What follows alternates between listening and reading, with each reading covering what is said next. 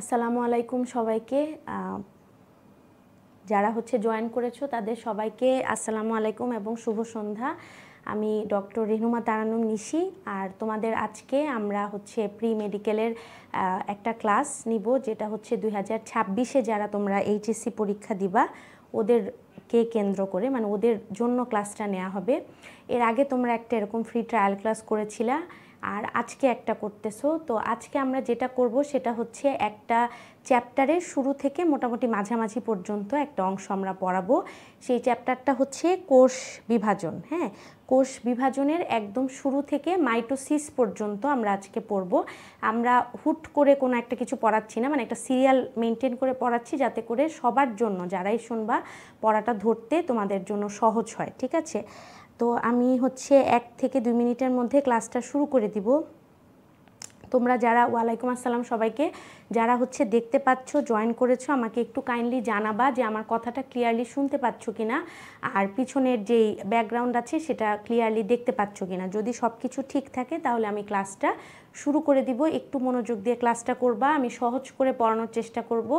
এই চ্যাপ্টারটা তোমাদের জন্য খুবই ইম্পর্টেন্ট, শুধুমাত্র এইচএসসির জন্য না, এটা তোমাদের পরবর্তীতে বায়োলজি রিলেটেড তোমরা যেটাই পড়ো, হ্যাঁ, সেটা মেডিকেল অ্যাডমিশন টেস্ট হোক, তারপরে পরবর্তীতে বায়োলজি রিলেটেড কোনো সাবজেক্ট হোক, মেডিকেলের জন্য হোক, সব জায়গায় তোমাদের এই মাইটোসিস, মিওসিস, কোষ বিভাজন কি, অনিয়ন্ত্রিত কোষ বিভাজনের ফলে কি হয়, কোষ চক্র বা সেল সাইকেল কি, প্রতিটা জিনিস কিন্তু তোমাদের জন্য খুবই গুরুত্বপূর্ণ এবং সব কিছুই তোমাদের লাগবে। তো তোমাদের লেভেলের জন্য যতটুকু যা লাগবে, তোমাদের বইয়ে যা আছে, ওইগুলাই আমি চেষ্টা করব একটু সহজ করে তোমাদের পড়ায় দেওয়ার জন্য। তোমরা আমার সাথে ইন্টারাক্ট করবা, যেহেতু আমি তোমাদেরকে দেখতে পাচ্ছি না, বাট তোমাদের কমেন্টগুলো আমি পাচ্ছি। সো যদি তোমরা ইন্টারাক্ট করো তাহলে ক্লাসটা ইন্টারাক্টিভ হবে। ঠিক আছে? আমি মাঝখানে একটু স্পট এক্সাম নিব, যাতে করে তোমাদের একটু ব্রেইন স্টর্মিং হয়। তো আমাকে একটু কাইন্ডলি জানাবা যে ক্লিয়ারলি শুনতে পাচ্ছ কিনা, আর সব কিছু ক্লিয়ার কিনা, তাহলে আমি ক্লাসটা স্টার্ট করে দিব। ঠিক আছে?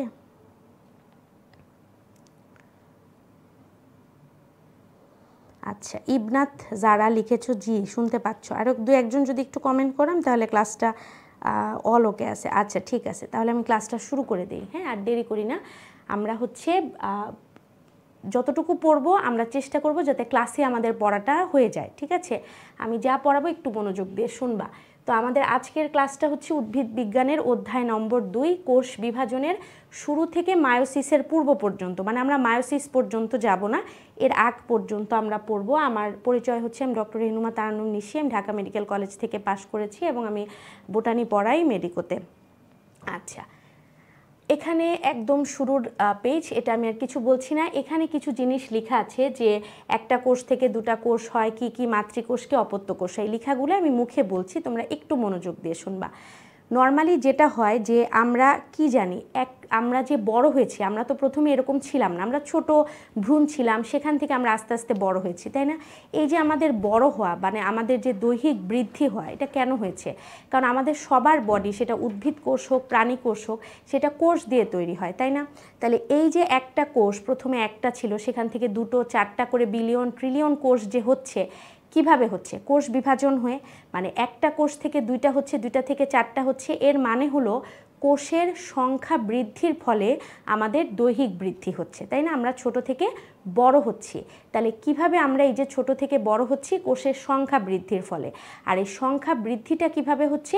কোষ বিভাজনের কারণে। ঠিক আছে? এইটাই আমাদের আজকের টপিক। ওকে, আচ্ছা, তাহলে আমরা যদি একটু ছবি দিয়ে বলি, যেমন এইটা একটা কোষ, এখান থেকে এরকম 2টা কোষ হলো। ঠিক আছে? 2টা কোষ হলো। আবার এই কোষগুলা থেকে আবার 2টা করে কোষ হলো, তাই না? এরকম 2টা করে কোষ হলো। তাহলে এইটা ছিল আমাদের মূল কোষ বা মেইন কোষ বা মাদার সেল, যেটাকে তোমাদের বইয়ে সব জায়গায় তোমরা পাবা মাতৃকোষ নামে। ঠিক আছে? এটাকে বলা হয় মাতৃকোষ বা মা বলা হয়, মা কোষ এটা। ঠিক আছে? এবং এই মাতৃকোষ থেকে এরকম যে 2টো ভাগ হচ্ছে, এগুলাকে বলা হয় অপত্য কোষ। ঠিক আছে? অপত্য কোষ। অপত্য কোষ, অপত্য কথাটার অর্থ সন্তান। এখন সন্তান ছেলেও হতে পারে, মেয়েও হতে পারে, কিন্তু ইংরেজিতে আমরা কখনো সন সেল না বলে আমরা অলওয়েজ বলি ডটার সেল। ঠিক আছে, তোমরা দেখবা এই টার্মিনোলজিগুলো তোমরা একটু বুঝে নিবা, হ্যাঁ, যে কোন জায়গায় কোনটা থাকে। তাহলে কোষ বিভাজনের সময় এই যে একটা থেকে দুইটা, দুইটা থেকে চারটা এরকম হচ্ছে, এই মেইন যে কোষ থেকে ভাগ হয়ে দুটো হচ্ছে, মেইন কোষটাকে বা মূল কোষটাকে আমরা বলি হচ্ছে মাতৃকোষ। আর মাতৃকোষ যখন এরকম দুই ভাগে ভাগ হয় বা যত নতুন নতুন সংখ্যার কোষ তৈরি হয়, সেই কোষগুলোকে বলা হয় অপত্য কোষ, ইংরেজিতে বলা হয় হচ্ছে আমাদের ডটার সেল। ঠিক আছে, এখন আমি কোষ চ্যাপ্টারে আমি কয়েকদিন আগেই ক্লাস নিয়েছিলাম, আর যারা আগে হয়তো কোথাও ক্লাস করেছো বা তোমরা যদি ক্লাস না করে থাকো, অ্যাটলিস্ট এতটুকু জানো যে একটা কোষের মধ্যে কি থাকে, মাঝখানে একটা নিউক্লিয়াস থাকে, তাই না, যেটাকে কোষের প্রাণকেন্দ্র বলা হয়, এবং তার মধ্যে থাকে হচ্ছে বিভিন্ন ক্রোমোজোম, তাই তো। তাহলে একটা কোষ যখন ভাগ হবে অবশ্যই তার নিউক্লিয়াসকে ভাগ হতে হবে, তার মানে তার ভেতরে যে ক্রোমোজোম সেগুলোও দুই ভাগে বিভক্ত হয়, তাই না। তাহলে এই জিনিসটা একটু খেয়াল রাখবা। এবং এই নিউক্লিয়াসের বাইরে কি থাকে, সাইটোপ্লাজম থাকে। তার মানে একটা কোষ যখন এরকম দুটো কোষে ভাগ হয়, তাহলে তার সাইটোপ্লাজমও কিন্তু দুইটা কোষে সমানভাবে ভাগ হয়, তাই না। তাহলে এই জিনিসগুলো আমরা একটু মনে রাখবো। ঠিক আছে, তাহলে আমি এখানে কিছু বেসিক কথা বললাম যে কোষ বিভাজনের সময় একটা কোষ থেকে যখন দুটো বা চারটা কোষ তৈরি হয়, এটা কোষ বিভাজনের কি বলবো টাইপ অনুযায়ী, কিছুর জন্য দুটা, কিছুর জন্য চারটা, সেটা আলাদা জিনিস। বাট যেই কোষটা থেকে দুই ভাগে বিভক্ত হচ্ছে সেই কোষটাকে আমরা বলছি মাতৃকোষ। আর যারা বিভক্ত তৈরি হচ্ছে, যারা প্রডিউস হচ্ছে, এদেরকে আমরা বলছি সন্তান কোষ, অর্থাৎ অপত্য কোষ, বা ইংরেজিতে আমরা বলি ডটার সেল। বইয়ের ভাষা আমরা মনে রাখবো। এবং কোষ যখন ভাগ হয় তখন অবশ্যই এটার নিউক্লিয়াসেরও বিভাজন হবে, তাহলে ওর ভিতরে যে জেনেটিক ম্যাটেরিয়ালগুলো আছে অর্থাৎ ক্রোমোজোম, সেগুলোর বিভাজন হবে, এবং নিউক্লিয়াসের বাইরে যে সাইটোপ্লাজম সেটারও বিভাজন হবে। এই জিনিসগুলাই এখানে একটু লেখা আছে, তোমরা একটু দেখে নিবা। ঠিক আছে, আমি সবগুলা কথা বলে দিলাম, এটা আমি আর রিপিট করছি না। আচ্ছা, এবার আমরা নেক্সটের মধ্যে যাই। আচ্ছা, এখানে আসো বাবুরা, দেখো আমাদের কোষ বিভাজনকে এই বই অনুযায়ী ভাগ করা হয়েছে কয় প্রকার? 3 প্রকার। ঠিক আছে, আমরা আগে নামগুলা দেখি। প্রথমে আছে হলো অ্যামাইটোসিস, তারপরে আছে হলো মাইটোসিস, আর একটা হচ্ছে হলো মিওসিস। এটা তোমাদের জন্য 2 নাম্বার হিসাবে আসতে পারে অথবা এমসিকিউ হিসাবে আসতে পারে। ঠিক আছে, যে কোষ বিভাজন কয় প্রকার। আচ্ছা, একটু মনোযোগ দিয়ে শুনবা, আমি আগে পড়াই, তারপরে আমি বিভিন্ন জিনিস বলবো। অ্যামাইটোসিস, যখনই তোমরা বায়োলজিতে এ শব্দটা পাবা, এ মানে হচ্ছে অ্যাবসেন্ট বা নেগেটিভ বোঝায়। তাহলে অ্যামাইটোসিস মানে হচ্ছে যেটা মাইটোসিস না, সেটাই হলো একটা অ্যামাইটোসিস প্রক্রিয়া, অথবা এটাকে বলা হয় প্রত্যক্ষ কোষ বিভাজন প্রক্রিয়া। প্রত্যক্ষ মানে হচ্ছে ডিরেক্ট একটা কোষ থেকে দুইটা কোষ হয়ে যাচ্ছে। আমি একটু পরে দেখাবো, ছবি দিয়ে বুঝাবো, বাস আমি এখানে জাস্ট লাইনটার মানে বুঝাই দেই। প্রত্যক্ষ মানে হচ্ছে একটা কোষ বিভাজন কোনো ফেজ বা দশা ছাড়া ডিরেক্ট একটা থেকে দুইটা হয়ে যাচ্ছে। সাপোজ একটা কমলা থেকে দুটো কমলা হয়ে গেল, এর মাঝখানে কোনো ধাপ বা পর্যায় হলো না, জাস্ট একটা ছিল, ভাগ হয়ে দুটা হয়ে গেল। এই যে ডিরেক্টলি দুটা হয়ে যাচ্ছে, প্রত্যক্ষ কোনো একটা কোষ বিভাজন মধ্যবর্তী কোনো পর্যায় ছাড়া, সেটাকে বলা হয় হচ্ছে অ্যামাইটোসিস। এটা মাইটোসিস না। ক্লিয়ার? এই নামটা এখান থেকে আসছে, উইদাউট মাইটোসিস। নেক্সট যেটা আছে এটা হচ্ছে মাইটোসিস। মাইটোসিসটাকে বলা হয় সমীকরণিক কোষ বিভাজন। সমীকরণিক মানে হচ্ছে ইকুয়েশনাল। ইংরেজিতে যদি আমরা বলি ইকুয়েশনাল মানে হচ্ছে সমান সমান। ধরো আমার কাছে আছে 10 টাকা, আমার দুই পাশে দুইটা ছোট বাবু আছে, একটা বাবুকে আমি 5 টাকা দিলাম, আর একটা বাবুকে আমি 5 টাকা দিলাম। তার মানে কি আমি সমান সমান ভাগ করে দিলাম, তাই তো। একজনকে 3 টাকা, একজনকে 2 টাকা, এরকম তো দিলাম না। এই যে একটা কোষ, তার ভেতরের যে সাইটোপ্লাজম একটু আগে আমি বলেছি, সেটা যখন সমান সমান দুই ভাগে ভাগ হয়, এবং তার ভেতরে যে নিউক্লিয়াসের ক্রোমোজোম সেটাও যখন সমান সমান দুই ভাগে ভাগ হয়ে দুটো অপত্য কোষের মধ্যে যায়, সেটাকে বলা হয় হচ্ছে মাইটোসিস বা সমীকরণিক বিভাজন, বা ইংরেজিতে বলা হয় কি ইকুয়েশনাল ডিভিশন। ঠিক আছে, কারণ সমীকরণ মানে কি আমরা জানি না, লেফট হ্যান্ড সাইড সমান রাইট হ্যান্ড সাইড হতে হয়, তোমরা অঙ্কে পড়েছো। তাহলে সমীকরণিক মানে হচ্ছে মাইটোসিস বিভাজন। আমরা আজকে এই দুটো পড়বো। আর মিওসিস মানে হচ্ছে, আমি সব কিন্তু আবার ব্যাখ্যা করব, তোমরা জাস্ট আমার সাথে সাথে একটু দেখতে থাকো। মিওসিস মানে হচ্ছে হ্রাসমূলক বিভাজন, অর্থাৎ এখানে নতুন যে কোষগুলো তৈরি হবে, নতুন যে অপত্য কোষগুলো তৈরি হবে, তার ক্রোমোজোম সংখ্যা মাতৃকোষের ক্রোমোজোম সংখ্যার অর্ধেক হবে। ক্লিয়ার? এজন্য এটাকে বলা হচ্ছে হ্রাসমূলক বিভাজন অথবা এটাকে বলা হচ্ছে রিডাকশনাল ডিভিশন। অর্থাৎ মেইন কোষে যা ছিল তার থেকে আমার অপত্য কোষের ক্রোমোজোম সংখ্যাটা হয়ে যাচ্ছে অর্ধেক। অর্থাৎ মাতৃকোষে যদি টুয়াইস n থাকতো, অপত্য কোষে ক্রোমোজোম সংখ্যা হয়ে যাবে n। এই জিনিসটা আমাদেরকে একটু মাথায় রাখতে হবে। এখন আমরা প্রথমে কি পড়ব? অ্যামাইটোসিস প্রক্রিয়া। আমাদের এখানে বইয়ের লাইনটা আমি বলে দেই, যে কোষ বিভাজন প্রক্রিয়ায় একটি মাতৃকোষের নিউক্লিয়াস ও সাইটোপ্লাজম কোনো জটিল মাধ্যমিক পর্যায় ছাড়াই সরাসরি বিভক্ত হয়ে দুটি অপত্য বা শিশু কোষের সৃষ্টি করে তাকে অ্যামাইটোসিস বা প্রত্যক্ষ কোষ বিভাজন বলে। ঠিক আছে, আমি আবার বলে দিচ্ছি। আচ্ছা, যে কোষ বিভাজন প্রক্রিয়া একটা মাতৃকোষের নিউক্লিয়াস ও সাইটোপ্লাজম কোনো জটিল মাধ্যমিক পর্যায়ে, মানে ওর মাঝখানে কোনো ফেজ নাই, ডিরেক্ট সে দুটা কোষে পরিণত হয়ে যায়, তাকে বলা হয় অ্যামাইটোসিস বা প্রত্যক্ষ কোষ বিভাজন। That is not mitosis. এটা আমি তোমাদেরকে এখন একটু ছবি দিয়ে দেখাই তোমাদের সুবিধার জন্য। তখন আমি বইয়ের কথা বলেছি। তাহলে বাবুরা দেখো, আমরা প্রথমে যেটা পড়বো এটার নাম হচ্ছে অ্যামাইটোসিস। ঠিক আছে, অ্যামাইটোসিস।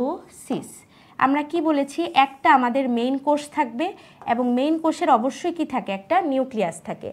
এই কোষ থেকে আমার মেইন উদ্দেশ্য হচ্ছে এখানে ধরো দুটো কোষে পরিণত হওয়া, তাই না?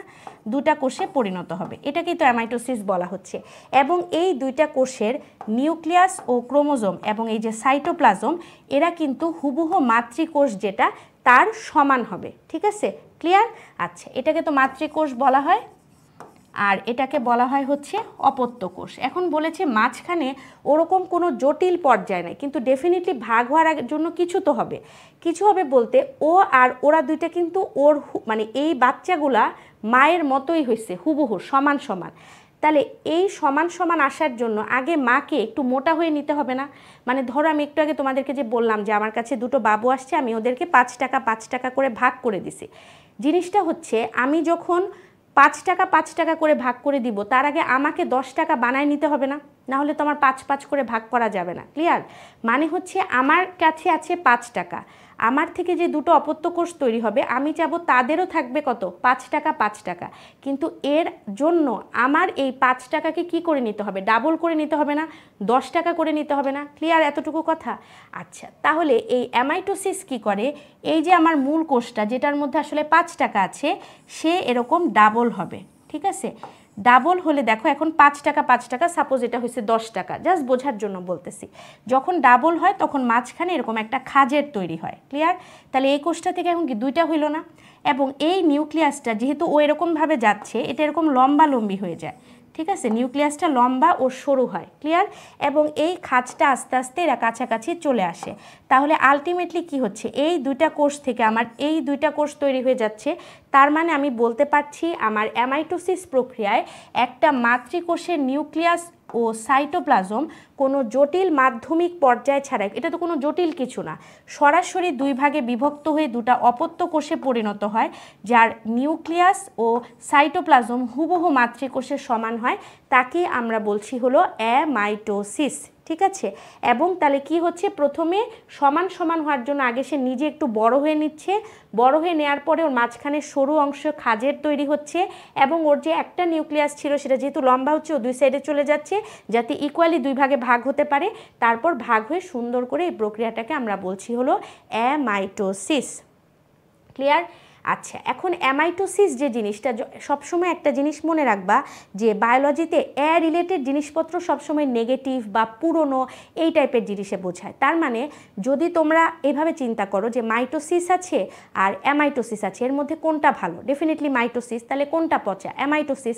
তার মানে আমি যদি তোমাদেরকে বলি যে ধরো প্রোক্যারিওটিক যেই স্ট্রাকচারগুলো আছে, যেমন ধরো ব্যাকটেরিয়া, অ্যামিবা, ইস্ট, যারা ইউক্যারিওটিক না, যাদের সুগঠিত নিউক্লিয়াস, তারা হচ্ছে যারা ওরকমভাবে সুনির্দিষ্ট আকার আকৃতিযুক্ত না, এই জিনিসগুলো মানে যারা প্রোক্যারিওটিক, এদের ক্ষেত্রে কোন কোষ বিভাজন হবে? ডেফিনেটলি পুরনোটা বা পচাটা, ওইটাই হবে। তাহলে অ্যামাইটোসিস কোথায় ঘটে এটা যদি পরীক্ষা আসে, তাহলে অপশনে থাকে যদি ব্যাকটেরিয়া, ব্যাকটেরিয়া কারেক্ট অ্যান্সার হবে। অপশনে যদি থাকে ইস্ট, সেটাও কারেক্ট অ্যান্সার হবে। আবার অপশনে যদি থাকে হচ্ছে অ্যামিবা, সেটাও কারেক্ট অ্যান্সার হবে। এইগুলা বাদে যদি তোমার কোনো দৈহিক কোষ বা মানবদেহের যে দৈহিক কোষ বা জনন কোষ যদি থাকে সেগুলার ক্ষেত্রে হবে মাইটোসিস বা মিওসিস। আদারওয়াইজ এই যে প্রাককেন্দ্রিক প্রাণীগুলা বা প্রোক্যারিওটিক যেই স্ট্রাকচারগুলা সেগুলোর জন্য কোন কোষ বিভাজন খাটবে? অ্যান্সার হচ্ছে অ্যামাইটোসিস বা প্রত্যক্ষ কোষ বিভাজন। ঠিক আছে, এই হচ্ছে আমাদের অ্যামাইটোসিস এর যাবতীয় কথাবার্তা। এবার দেখো আমি তোমাদেরকে বই থেকে দেখাই, তাহলে তোমাদের জন্য এখন উত্তর করা সহজ হবে। তোমাদের পরীক্ষায় প্রশ্ন আসতে পারে এই ছবিটা দিয়ে, ঠিক আছে, ডিরেক্ট এই ছবিটা তুলে দিবে, দিয়ে বলবে যে এটা কোন কোষ বিভাজনের চিত্র, উত্তর হবে অ্যামাইটোসিস, অথবা দিয়ে বলবে অ্যামাইটোসিস কাকে বলে, অথবা বলবে অ্যামাইটোসিসে কি হচ্ছে। তাহলে এই যে দেখো এটা একটা মাতৃকোষ ছিল, এটা তার নিউক্লিয়াস, তার চারপাশে আছে সাইটোপ্লাজম। তাহলে ও সমান সমান দুইটা কোষ তৈরি করবে, তার আগে সে নিজে একটু বড় হয়ে নিবে, ডাবল হয়ে নিবে, মাঝখানে তৈরি হবে একটা খাঁজ বা সরু অংশ, এরপরে নিউক্লিয়াসটা হয়ে যাবে ডাম্বেল আকৃতির সরু হয়ে, তারপরে সে দুই ভাগে ভাগ হয়ে যাবে। ঠিক আছে, এটাকেই বলা হয় হচ্ছে অ্যামাইটোসিস প্রক্রিয়া। এবং এইটা কোথায় হয় এটা আমরা মনে রাখবো, BAY, আমরা বলি না বে অফ বেঙ্গল, বি মানে হচ্ছে গিয়ে আমাদের ব্যাকটেরিয়া, ইস্ট, আরেকটা হচ্ছে অ্যামিবা। বি মানে হচ্ছে ব্যাকটেরিয়া, এ মানে হচ্ছে অ্যামিবা, আর ওয়াই মানে হচ্ছে ইস্ট। এটা আমরা বে দিয়ে মনে রাখতে পারি। এছাড়া আরেকটা প্রশ্ন আসতে পারে, সেটা হচ্ছে এই অ্যামাইটোসিস প্রক্রিয়ার তাৎপর্য কি, এটা হচ্ছে আর 2 নাম্বারের জন্য আসতে পারে।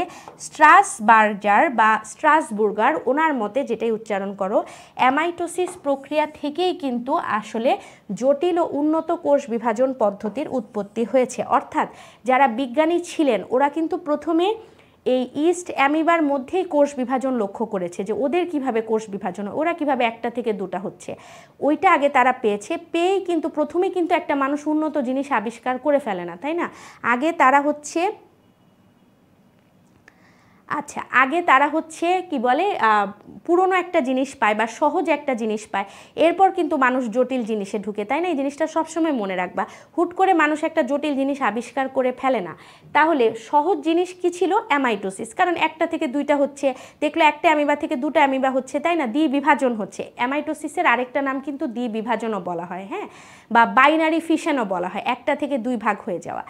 তো যখন এই সহজ জিনিসটা তারা দেখলো, তারপর আস্তে আস্তে তারা ভাবলো যে আচ্ছা ওদের যদি এটা হয় আমাদের তাহলে কি হয়, বা উন্নত উদ্ভিদের দেহে তাহলে কি হয়, তখন তারা মাইটোসিস মিওসিস আবিষ্কার করেছে। তাহলে একটা তাৎপর্য হচ্ছে এই ইজি বা এই পচা প্রক্রিয়াটা থেকে, পচা তো বলা উচিত না, অনুন্নত প্রক্রিয়াটা থেকেই কিন্তু পরবর্তীতে উন্নত প্রক্রিয়াগুলো আবিষ্কার হয়েছে। ক্লিয়ার? এটা একটা তাৎপর্য। আরেকটা তাৎপর্য হচ্ছে এককোষী জীবের সংখ্যা বৃদ্ধির ক্ষেত্রে এই প্রক্রিয়াটি অত্যন্ত ফলপ্রসূ এবং একমাত্র প্রক্রিয়া। আমরা কিন্তু মোটেও এককোষী না, তাই না? আমরা কি এককোষী বলো তো? আমরা কিন্তু এককোষী না। আচ্ছা, যারা হচ্ছে ক্লাসে কমেন্ট করছো বাবুরা, একটু রেলিভেন্ট কমেন্ট করবা, হ্যাঁ, যে ক্লাস রিলেটেড কথাবার্তা, আমি কিন্তু কমেন্টগুলো চেক করব। ওকে, তো যেটা বলছিলাম যে আমরা কিন্তু এককোষী না, আমরা বহুকোষী। এখন দুই ধরনের প্রাণী বা উদ্ভিদ আছে, এককোষী এবং বহুকোষী। এককোষীর ক্ষেত্রে কিন্তু অ্যামাইটোসিসটা খাটবে, বহুকোষীর ক্ষেত্রে খাটবে না, এটা একটু আমরা মনে রাখবো। ঠিক আছে, তাহলে এই ছিল আমাদের অ্যামাইটোসিস রিলেটেড ডিটেলস কথাবার্তা। এর বাইরে আর কিচ্ছু তোমাদের জন্য লাগবে না। এবং এখান থেকে তোমাদের সৃজনশীলে 2 নাম্বারের প্রশ্ন আসতে পারে, 3, 4-এর প্রশ্ন আমার মনে হয় না আসবে, 2 পর্যন্ত আসতে পারে। হয় 1 নাম্বার সংজ্ঞা দিয়ে আসতে পারে, অথবা 2 নাম্বারে অ্যামাইটোসিস প্রক্রিয়াটা বর্ণনা করো, সেটা আসতে পারে। যদি আসে অবশ্যই ছবিটা দিয়ে দিবা, তাহলে ফুল মার্কস পাবা। ক্লিয়ার? শেষ। এবার তোমাদের জন্য একটা স্পট এক্সাম, আমি মাত্রই পড়িয়েছি নিচের কোনটিতে অ্যামাইটোসিস ঘটে না। ঘটে না বলেছি, ঘটে বলিনি। আমি ইংলিশে দিয়েছি অপশনগুলো, ব্যাকটেরিয়া, ইস্ট, অ্যামিবা, আরেকটা হচ্ছে হিউম্যান জার্ম সেল। আমাকে অ্যান্সার দিবা, ঠিক আছে? আমাকে অ্যান্সার দিবা, যে সবার আগে অ্যান্সার দিবা ওর জন্য তো আমি আর পুরস্কার দিতে পারছি না, বাট ওকে আমি অবশ্যই কংগ্রাচুলেশন দিব। বলো দেখি কে সবার আগে দিতে পারো।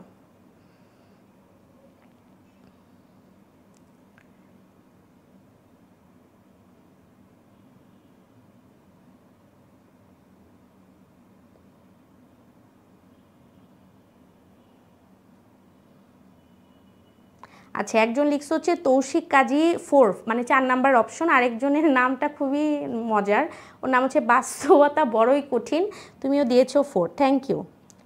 আচ্ছা, তারপরে লিখে হচ্ছে Shaon, Malakar Shaon, human germ sell Zakia Sultana Sathi, thank you so much যারা সঠিক উত্তর দিয়েছো।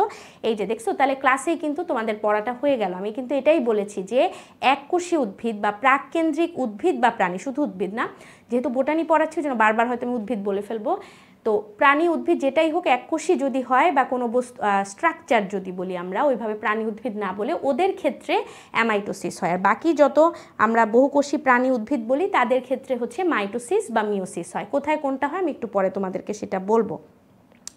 থ্যাংক ইউ সবাইকে, মোহাম্মদ কায়সার, তাসলিমা, জান্নাত, সুইটি, জয়িতা, সঙ্গীত জোয়ারদার, তারপরে কাউকে কি মিস করেছি, অনন্ত, অপেক্ষা, মোহাম্মদ কায়সার, মেহনাজ, তামান্না, সবাইকে থ্যাংক ইউ। ঠিক আছে, আর বাকি যারা দিতে থাকো, আমি পরেরটাতে আবার যাই। তাহলে অ্যান্সার হচ্ছে আমার হিউম্যান জার্ম সেল।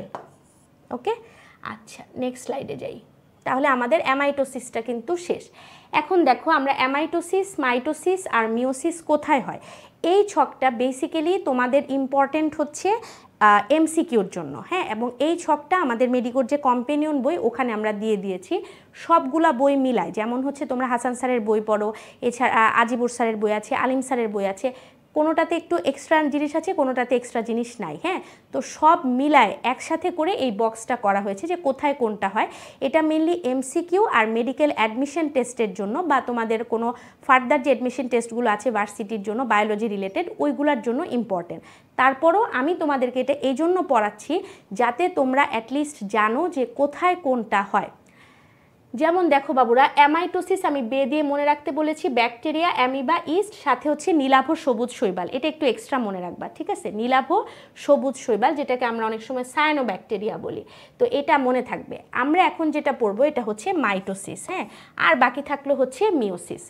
তোমরা সহজ করে মনে রাখবা, মাইটোসিস হচ্ছে আমাদের সকল দৈহিক কোষে মাইটোসিস হয়, ঠিক আছে। মানে এই যে আমরা ছোট্ট একটা ভ্রূণ ছিলাম, তারপর যে একটা থেকে দুইটা, দুইটা থেকে চারটা করে যে আজকে এত বড় হলাম, এটা কি বৃদ্ধির ফলে হয়ে, কোন কোষ বিভাজনের ফলে হয়েছে? মাইটোসিস কোষ বিভাজনের ফলে, ঠিক আছে। কিন্তু যখন জনন কোষে যাব, শুধুমাত্র মনে রাখবা জনন কোষ যেটা, যেখান থেকে হিউম্যান স্পার্ম এবং ফিমেল ওভাম মানে মেল স্পার্ম এবং ওভাম তৈরি হয়, ঠিক তখন গিয়ে হয় হচ্ছে তোমার মিওসিস, ঠিক আছে। তার মানে শুধুমাত্র এটা মনে রাখবা যে জনন কোষ যখন বলবে তখন হবে হচ্ছে মিওসিস। এখানে তো এগুলো মনে রাখবাই যে নিষেকের পূর্বে জনন মাতৃকোষে আর নিষেকের পরে হচ্ছে জাইগোটে, কিন্তু আমি যেটা বলতেছি ওটা মাথার মধ্যে গেঁথে নাও। আমি যে ছোট থেকে বড় হলাম, তাহলে প্রথমে কি হয়, আমি হয়েছি কিভাবে, একটা মেল স্পার্ম এবং ফিমেল ওভামের ফার্টিলাইজেশন বা নিষেকের মাধ্যমে যে জাইগোট তৈরি হয়েছে সেখান থেকে আমি হয়েছি না। তাহলে নিষেকের পর যে জাইগোট সেখানে যেটা হবে সেইটা যখন আমরা বলবো, আচ্ছা এটা কিন্তু তোমাদের প্যাচ লাগবে, হ্যাঁ। এটা এখন তাকায় না, আমার কথাটা শোনো। নিষেকের পরে জাইগোটে যা হয় সবগুলা কিন্তু মাইটোসিস। কার জন্য বলছি? উচ্চ শ্রেণীর উদ্ভিদ অথবা আমাদের জন্য। ক্লিয়ার? এটার দিকে একটু তাকায় না প্লিজ। আচ্ছা, আর আমরা যখন আমাদের থেকে যখন আবার হিউম্যান স্পার্ম বা ওভাম তৈরি হবে, অর্থাৎ জনন কোষে যখন যাব তখন কি হবে? মিওসিস। এতটুকু ক্লিয়ার? আচ্ছা, তাহলে দেখো আমাদের মাইটোসিস হয় হচ্ছে সকল দৈহিক কোষে। আমি তোমাদেরকে সহজ করে পড়াবো, হ্যাঁ, তোমরা আগে আমার কথাটা শুনে নাও। দৈহিক কোষে হবে হচ্ছে মাইটোসিস, আর জনন মাতৃকোষের মধ্যে যেটা হবে সেটা হচ্ছে মিওসিস। এটা হচ্ছে নর্মাল আমাদের ক্ষেত্রে বা উন্নত উদ্ভিদের ক্ষেত্রে আমরা বললাম। এখন আমি তো তোমাদের পড়াচ্ছি বোটানি, তাই না? বোটানিতে কি হয়, একটা গাছ বড় হয় না, মানে উদ্ভিদগুলো কি ছোট থেকে বড় হয় না, চারা থেকে বৃক্ষ হয়। এখন কোন জায়গাগুলো আসলে বড় হয়, তার কিছু জায়গা, সব জায়গা থেকে তো আর বৃদ্ধি পাবে না। ধর একটা মূল তো আর ঠাস করে বড় হচ্ছে না, তার উপরের অংশগুলো যেগুলো থাকে সেগুলাই তো বড় হয়, বারবার বিভাজিত হয়। তাহলে ওই জায়গাগুলোতে মাইটোসিস ঘটবে। কোন কোন জায়গা সেটা? একটা হচ্ছে দেখো, কাশেম আজও বাদ দিয়ে মনে রাখতে বলেছি, কাণ্ড বা ক্যাম্বিয়াম, শাখা প্রশাখার যে শীর্ষ, মানে একটা গাছের উপরের দিকে যে শাখা প্রশাখা ওটা শীর্ষ অংশ, মূলের পুরা বর্ধিষ্ণু যে জায়গাটা, মূল বললে হবে না, মূলের যে জায়গা বড় হতে পারে, যেটা বিভাজিত হতে পারে, ওই বর্ধিষ্ণু অংশ, অঙ্গ প্রত্যঙ্গ, জননাঙ্গের গঠন ও বৃদ্ধি। ক্লিয়ার? এগুলো হচ্ছে কি হয়? মাইটোসিস কোষ বিভাজন। কার ক্ষেত্রে? উদ্ভিদের ক্ষেত্রে। আর এমনি যদি মানুষের ক্ষেত্রে আমরা চিন্তা করি তাহলে মাইটোসিস কোথায় হয়, আমি কিন্তু দুটো মিলেই তোমাদের পড়াচ্ছি, হ্যাঁ। মানুষের ক্ষেত্রে যদি বলি তাহলে কোথায় হয়? দৈহিক কোষে হয়, ঠিক আছে। এতটুক শেষ। আচ্ছা, এবার আসো মিওসিসে। মিওসিসে আমি কি বলেছি, আমাদের জনন কোষের মধ্যে আমাদের হচ্ছে মিওসিসটা হয়, ঠিক আছে? এতটুকু পর্যন্ত শেষ। এখন এখানে যেটা আমি তোমাদেরকে তাকাতে নিষেধ করেছি, এখানে বলা হয়েছে উচ্চ শ্রেণীর উদ্ভিদে নিষেকের পূর্বে জনন মাতৃকোষে মিওসিস হয়। এটা হলো আমাদের জন্য সেম, ক্লিয়ার? উন্নত উদ্ভিদ বা উচ্চ উদ্ভিদের ক্ষেত্রেও সেম, কারণ নিষেকের আগেই জনন মাতৃকোষে মিওসিসের কারণেই কিন্তু আমার হচ্ছে কি হচ্ছে, একটা স্পার্ম এবং ওভাম তৈরি হচ্ছে। আর নিম্ন শ্রেণীর উদ্ভিদে যেটা হয় সেটা হলো নিষেকের পরে জাইগোট। ওটা আমাদের আপাতত মনে রাখার দরকার নাই, তাহলে তোমাদের প্যাচ লেগে যাবে, ঠিক আছে? তাহলে আমি এখন তোমাদের সহজ করে বলি, অ্যামাইটোসিস কোথায় হয়? বে অফ বেঙ্গল, অর্থাৎ ব্যাকটেরিয়া, ইস্ট, অ্যামিবা। এছাড়া একসাথে আরেকটা এক্সট্রা দেয়া আছে, নাম কি? আমাদের নীলাভ সবুজ, এখানে আছে হচ্ছে শৈবাল। শেষ। এরপরে যদি প্রশ্ন আসে মাইটোসিস কোথায় হয়, তাহলে হচ্ছে কাশেম আজবদ, অর্থাৎ একটা উদ্ভিদের বর্ধিষ্ণু অংশ, মূলের বর্ধিষ্ণু অংশ, কাণ্ড বা মূলের যে অগ্রভাগ, শাখা প্রশাখার যে শীর্ষ, এই জায়গাগুলো হচ্ছে মাইটোসিস হয়। আর যদি আমরা মানুষের সাথে তুলনা করি, তাহলে আমাদের যত দৈহিক কোষ আছে, নিষেকের পর থেকে জাইগোটটা যে আস্তে আস্তে বারবার বিভাজিত হয়ে একটা ছোট থেকে বড় প্রাণী বা উদ্ভিদ তৈরি করছে, সেখানে মাইটোসিস হয়। তাহলে মিওসিস কখন হয়? মিওসিস হয় হচ্ছে আমাদের জনন মাতৃকোষে, ঠিক আছে? সেটা কখন হবে? নিষেকের পূর্বেই জনন মাতৃকোষে মিওসিস হয়। ক্লিয়ার? এতটুক পর্যন্ত আশা করি বুঝতে পেরেছো। জনন কোষ এবং জনন মাতৃকোষের মধ্যে পার্থক্য কি? আচ্ছা, যদি আমি এমনিতে বলি যে স্পার্ম এবং ওভাম, তাহলে সেটা হচ্ছে জনন কোষ, ঠিক আছে? এখন আর যখন আমি একটা জনন মাতৃকোষ বলবো, তখন সেটা আমি বুঝাবো ডিপ্লয়েড। এটা তোমাদের আমি নেক্সট ক্লাসে আরও ভালো বুঝবা। তারপর আমি একটু বলে দিই, যদি আমি জনন মাতৃকোষ বলি, শুধু তোমার প্রশ্নটার জন্য আমি একটু বলছি, হ্যাঁ, এটা নেক্সট ক্লাসের পড়া। যখন আমি জনন মাতৃকোষ বলবো, সেটা হচ্ছে ডিপ্লয়েড সংখ্যক ক্রোমোজোম থাকে। Clear? That is twice N. Diploid মানে 46 ক্রোমোজোম আছে। এইটা যখন মিওসিস কোষ বিভাজন হবে, মিওসিস কোষ বিভাজন, তখন কিন্তু এটা হয়ে যাবে জনন কোষ বা অপত্য কোষ, তো আর অনেকে বলেন এটাকে জনন কোষ বলে যায়। তখন এই ক্রোমোজোম সংখ্যা যেটা টুয়াইস এন ছিল, মিওসিসটাকে তো আমরা হ্রাসমূলক বলেছিলাম, এটার পরিমাণ হয়ে যাবে অর্ধেক ক্রোমোজোম সংখ্যা, তখন হয়ে যাবে হ্যাপ্লয়েড বা এন। এটা নেক্সট ক্লাসে আমরা ডিটেলস পড়বো। এখন আমি জাস্ট তোমাকে কনফিউশনটা দূর করার জন্য বলে দিলাম, ঠিক আছে? জনন মাতৃকোষ বললেই সেটা ডিপ্লয়েড বুঝাবে। ক্লিয়ার? আর অপত্য কোষ ডিপ্লয়েডও হতে পারে, হ্যাপ্লয়েডও হতে পারবে। যখন মাইটোসিস বলবো, তখন অপত্য কোষে তো মাতৃকোষে ক্রোমোজোম সংখ্যা সমান, তাহলে মাতৃকোষ ডিপ্লয়েড হলে অপত্য কোষও ডিপ্লয়েড। কিন্তু যখন মিওসিস হয়, তখন মাতৃকোষ ডিপ্লয়েড হলে অপত্য কোষ কী হবে? হ্যাপ্লয়েড, কারণ ক্রোমোজোম সংখ্যা কমে যায়। এটার নাম হচ্ছে হ্রাসমূলক বিভাজন বা রিডাকশনাল ডিভিশন। ক্লিয়ার?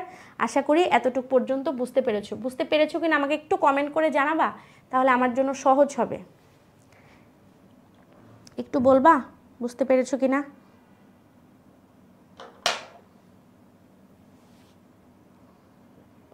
আচ্ছা, তোমরা কমেন্ট করতে করতে আরেকটা জিনিস আমি একটু বলে দিই। যদি প্রশ্ন আসে জনন মাতৃকোষে কোন কোষ বিভাজন হয়, উত্তর হবে মিওসিস। শুনে নাও, দরকার হলে বই লিখে নাও। যদি প্রশ্ন আসে জনন মাতৃকোষে কোন কোষ বিভাজন হয়, উত্তর হচ্ছে মিওসিস। কিন্তু আমাদের যে জননাঙ্গগুলো তৈরি হয়, হ্যাঁ, রিপ্রোডাক্টিভ অর্গানগুলো তৈরি হয়, অর্থাৎ একটা কোষ থেকে দুইটা, দুইটা থেকে চারটা, এভাবেই তো আমাদের বৃদ্ধি হচ্ছে। এবং বৃদ্ধির সময় যে আমাদের দৈহিক কোষগুলো যে সংখ্যায় বাড়ে, বড় হয়, এটা কোন কোষ বিভাজন? আমি একটু আগেই বলেছি না, আমরা যে ছোটো থেকে বড় হচ্ছি, দৈহিক কোষের যে বৃদ্ধি হচ্ছে, এগুলো কোন কোষ বিভাজন? মাইটোসিস। তাহলে পরীক্ষায় যদি একটু পরে তোমরা এটা পাবা, এটা অনেকের কনফিউশন হয়। জনন মাতৃকোষে কোন কোষ বিভাজন বললে উত্তর হচ্ছে মিওসিস। কিন্তু জননাঙ্গের যে বৃদ্ধি, সেখানে কোন কোষ বিভাজন হয়, উত্তর হচ্ছে মাইটোসিস। ওকে ওকে, বুঝছো? এটা প্লিজ প্যাচ লাগাবা না, এটা অনেকেরই একটু পরেই তোমাদের কনফিউশনটা হবে, তোমাদের বইটা আছে। জননাঙ্গের বৃদ্ধিতে যে কোষ বিভাজন, সেটা জননাঙ্গ বলেছি, অ্যান্সার হচ্ছে মাইটোসিস। কিন্তু যদি আমি জনন কোষ বলি, সেখানে হচ্ছে মিওসিস কোষ বিভাজন হয়। ওকে, থ্যাংক ইউ। আচ্ছা, এইবারে আমরা কোষ চক্রের এই ছকটা তোমাদের আছে, এটা আমি আমার মতো করে পড়াবাম, জাস্ট তোমাদেরকে দেখাই দিলাম যে এই ছকটা এখন আমি বর্ণনা করব, ঠিক আছে? এই ছকটা আমি তোমাদেরকে সুন্দর করে বুঝাবো। আচ্ছা, এখন আসো, আমি একটা সাদা নিলাম। আচ্ছা, থ্যাংক ইউ, বুঝতে পেরেছো। ওকে, দেখো বাবুরা, একটু মনোযোগ দিবা। এখন আমরা এখন যেটা পড়বো সেটা হচ্ছে গিয়ে মাইটোসিস, ঠিক আছে? মাইটোসিস কোষ বিভাজন। হ্যাঁ, আচ্ছা, মাইটোসিস মানে কি? একটা কোষ ছিল, সেখান থেকে হুবহু দুইটা কোষ তৈরি হবে। কিন্তু এটা অ্যামাইটোসিস না কেন? কারণ এখানে মধ্যবর্তী একটা পর্যায় আছে। ক্লিয়ার? একদম ডিরেক্টলি দুটা কোষ হচ্ছে না। ওকে, তাহলে মাইটোসিস মানে কি? কোষ বিভাজন। তার মানে সে একটা কাজ করবে। কাজ করবে মানে হচ্ছে সে একটা সাপোজ পরীক্ষা দিবে, তাই তো? এখন দেখো বাবুরা, আমি যদি এরকম একটা গোল জিনিস আঁকি, গোল জিনিস বলতে আমরা বোঝাই হচ্ছে একটা সাইকেলকে। এটাকে বলা হয় কোষ চক্র। ঠিক আছে, এটাকে বলা হয় কোষ চক্র, ইংরেজিতে বলা হয় হচ্ছে সেল সাইকেল। আচ্ছা, এই সেল সাইকেলে ধরো এটা তোমাদের ইন্টার পরীক্ষার কথা বলতেছি, তোমরা 2026-এ গিয়ে কি করবা? পরীক্ষা দিবা, এইচএসসি পরীক্ষা। 2026 সালে তোমরা এইচএসসি পরীক্ষা দিবা। কি পরীক্ষা এটা? মাইটি এইচএসসি, মানে সবচেয়ে কঠিন একটা পরীক্ষা তোমাদের পুরো একাডেমিক লাইফে, মানে এতদিন পর্যন্ত যত পরীক্ষা দিয়েছো, তাই না? তাহলে এইচএসসি পরীক্ষাটা বলতে আমরা বুঝতেছি হচ্ছে মাইটি এইচএসসি, দ্যাট ইজ মাইটোসিস, কোষ বিভাজন। হ্যাঁ, তাহলে দেখো এই পরীক্ষার সময়টা ধরো মাত্র 1 মাস বা 15 দিন বা 20 দিনের একটা সময় বা 1.5 মাস ধরলাম, তাই না? এতটুকু মাত্র সময়। কিন্তু এই পরীক্ষার প্রিপারেশনের জন্য তোমার কি সারা বছর ধরে, 2 বছর ধরে তোমাকে প্রিপারেশন নিতে হচ্ছে না? তাহলে এই পুরা প্রিপারেটরি ফেজটাকে বলা হয় হচ্ছে ইন্টারফেস। ঠিক আছে, ইন্টারফেস, একটু মনোযোগ দিবা, ইন্টারফেস। আচ্ছা, তাহলে আমাদের এই যে একটা মাইটোসিস হলো, আবার ধরো আবার বা সাপোজ ধরো কেউ এই এসএসসি পরীক্ষা দিচ্ছে, এসএসসি একটা মাইটোসিস, এরপর সারা বছর প্রিপারেশন নিয়ে আবার একটা এইচএসসি পরীক্ষা দিচ্ছে, আবার একটা মাইটোসিস, তাই না? তার মানে পরপর 2টা মাইটোসিস কোষ বিভাজনের মধ্যবর্তী যে সময়টা, 2টা দশার মধ্যবর্তী যে সময়, দশার ইংলিশ হচ্ছে কি? ফেজ। 2টা ফেজের মধ্যবর্তী যে সময় সেটাকে বলে ইন্টারফেস, যেটা হতে অনেক সময় লাগে বাট কাজটা করতে খুবই অল্প সময় লাগে। ক্লিয়ার? তোমাদের জন্য পরীক্ষা আসবে হচ্ছে কোষ চক্র কি বা কোষ চক্র ব্যাখ্যা করো, কোষ চক্রের ধাপ কি, কোষ চক্রে কি ঘটে। আমি পুরাটা এখানে পড়াই দিব, এরপর জাস্ট বইয়ে বলে দিব যে এখান থেকে পড়বা, একটু মনোযোগ দিয়ে শুনবা। তাহলে কি বললাম বাবুরা? একটা মাইটোসিস এবং তারপরে আরেকটা মাইটোসিস কোষ বিভাজনের মধ্যবর্তী যে সময়টা, এটাকে বলা হয় ইন্টারফেস। তাহলে কোষ চক্র হচ্ছে ইন্টারফেস প্লাস মাইটোসিস, দুটো মিলে আমার পুরো কোষ চক্র বা সেল সাইকেল হয়। ক্লিয়ার? আচ্ছা, মাইটোসিসে তাহলে কি হয়? মাইটোসিসে হচ্ছে একটা কোষ থেকে, একটা কোষের নিউক্লিয়াস ও ক্রোমোজোম একবার বিভক্ত হয়ে নতুন দুটো অপত্য কোষ তৈরি হবে, যাদের ক্রোমোজোম সংখ্যা মাতৃকোষের ক্রোমোজোম সংখ্যার সমান হয়। অর্থাৎ আমার মাতৃকোষ যদি ডিপ্লয়েড বা 2n থাকে, আমার অপত্য কোষও হবে ডিপ্লয়েড, আমার অপত্য কোষও হবে ডিপ্লয়েড। একটা থেকে কয়টা কোষ তৈরি হচ্ছে? 2টা। ক্লিয়ার? আচ্ছা, আরেকটা জিনিস এক্সট্রা একটু বলে দিই, আমি বলেছি নিউক্লিয়াসের বিভাজন হয় এবং সাইটোপ্লাজমেরও বিভাজন হয়, তাই না? যখন একটা কোষের নিউক্লিয়াসের বিভাজন হবে, নিউক্লিয়াস, তখন এটাকে বলা হবে ক্যারিওকাইনেসিস। এগুলো সব ওই ছকটাতে আছে। হ্যাঁ, আমি একটু পর আবার বলবো, ছকটা দেখাবো, বাট আমি এখানে পড়াই দিচ্ছি। নিউক্লিয়াসের যে বিভাজন, এটাকে বলা হয় ক্যারিওকাইনেসিস। আর এই যে সাইটোপ্লাজম যে বিভাজিত হয়ে 2 ভাগে গেল, এটাকে বলা হয় হচ্ছে সাইটোকাইনেসিস। কাইনেসিস মানে বিভাজন, ক্যারিওন মানে নিউক্লিয়াস, তাহলে ক্যারিওকাইনেসিস। আর সাইটোপ্লাজমের যখন বিভাজন হবে সেটাকে বলা হবে সাইটোকাইনেসিস। সাইটোকাইনেসিস। তাহলে কি বললাম বাবুরা? মাইটোসিসে একটা মাতৃকোষ থেকে 2টো অপত্য কোষে পরিণত হয়। মাতৃকোষের ক্রোমোজোম সংখ্যা যতটা হয়, মাতৃকোষের ক্রোমোজোম সংখ্যা যতটা থাকে, অপত্য কোষের ক্রোমোজোম সংখ্যা ততটাই থাকবে, কারণ অপত্য কোষ হচ্ছে মাতৃকোষের হুবহু হবে। ক্লিয়ার? এটা মাইটোসিস। তাহলে এটা ডিপ্লয়েড থাকলে এটাও ডিপ্লয়েড। মাতৃকোষের নিউক্লিয়াস ও ক্রোমোজোম একবার বিভক্ত হয় এবং এখানে নিউক্লিয়াসের বিভাজনটাকে বলে ক্যারিওকাইনেসিস, সাইটোপ্লাজমের বিভাজনটাকে বলা হয় সাইটোকাইনেসিস। একজন কোয়েশ্চেন করেছো, জনন মাতৃকোষ কোন কোষ থেকে সৃষ্টি হয়? দৈহিক কোষ থেকে সৃষ্টি হয়। ঠিক আছে, দৈহিক কোষের যেই কোষগুলা জনন কোষ তৈরিতে যায় ওগুলাকেই জনন মাতৃকোষ বলা হয়, ওগুলাও ডিপ্লয়েড। ওকে, আচ্ছা, মানে জনন মাতৃকোষগুলাও ডিপ্লয়েড, ওটা বলেছি। ওকে, তাহলে আবার আমরা কোষ চক্রে ফিরে আসি। তাহলে কি বললাম? ইন্টারফেস দশা এবং মাইটোসিস দশা মিলে কি হয়? কোষ চক্র। মাইটোসিসে কি হয়? কাজ করে বা পরীক্ষা দেয়। কি পরীক্ষা দেয়? একটা কোষ থেকে 2টা কোষ। ওই পরীক্ষার সময় কি কি বিভাজন হয়? নিউক্লিয়াস এবং সাইটোপ্লাজমের বিভাজন। এতটুকু পর্যন্ত ক্লিয়ার? আচ্ছা, এখন দেখো বাবুরা, এই কোষ বিভাজনের জন্য তোমার পরীক্ষার জন্য তুমি অনেক প্রিপারেশন নিচ্ছ না? প্রথমে তুমি কি করো, ক্লাস করো, এরপর একটা সময় গিয়ে কি করো, পরীক্ষা দাও, বিভিন্ন প্রি টেস্ট টেস্ট পরীক্ষা দাও, তারপর তোমাকে একটু রেস্ট দেওয়া হয় যে পরীক্ষা শেষ, এখন তুমি নিজের মতো করে পড়ো। এরকম 3টা দশায় তুমি প্রিপারেশনটা নাও, তাই তো? প্রথমে সব ক্লাস টাস করায় ফেলে, তারপরে প্রি টেস্ট টেস্ট হয় কলেজে, এরপরে সব কিছু ছুটি দিয়ে বলে যে যাও এখন গিয়ে বাসার মধ্যে সুন্দর করে পড়ো, তাই তো? এখানেও এই প্রিপারেশনটা 3টা দশাতে হয়। 3টা দশাকে যদি আমরা ভাগ করি, প্রথম দশাটা হচ্ছে G1 ফেজ, ধরো এতটুকু, তারপরের দশাটা হচ্ছে S ফেজ, এবং তারপরের দশাটা হচ্ছে G2 ফেজ। এগুলো পরে আবার আমি বই থেকে পড়াবো, একটু শুনে নাও খালি। G1 ফেজ যেটা, এখানে কি হয়, এই কোষ বিভাজনের জন্য বাবুরা অনেক ডিএনএ, আরএনএ, প্রোটিন, এটিপি, শক্তি এগুলা লাগবে না? খাবার দাবার না ছাড়া তুমি কাজ করতে পারবা? বা তোমাকে যদি আমি প্রপারলি সেবা যত্ন না করি, তুমি যদি ঠিকমতো দুধ ডিম না খাও, ভালো করে চাটা না খাও, তাহলে কি পড়াশোনা করতে পারবা? পারবা না।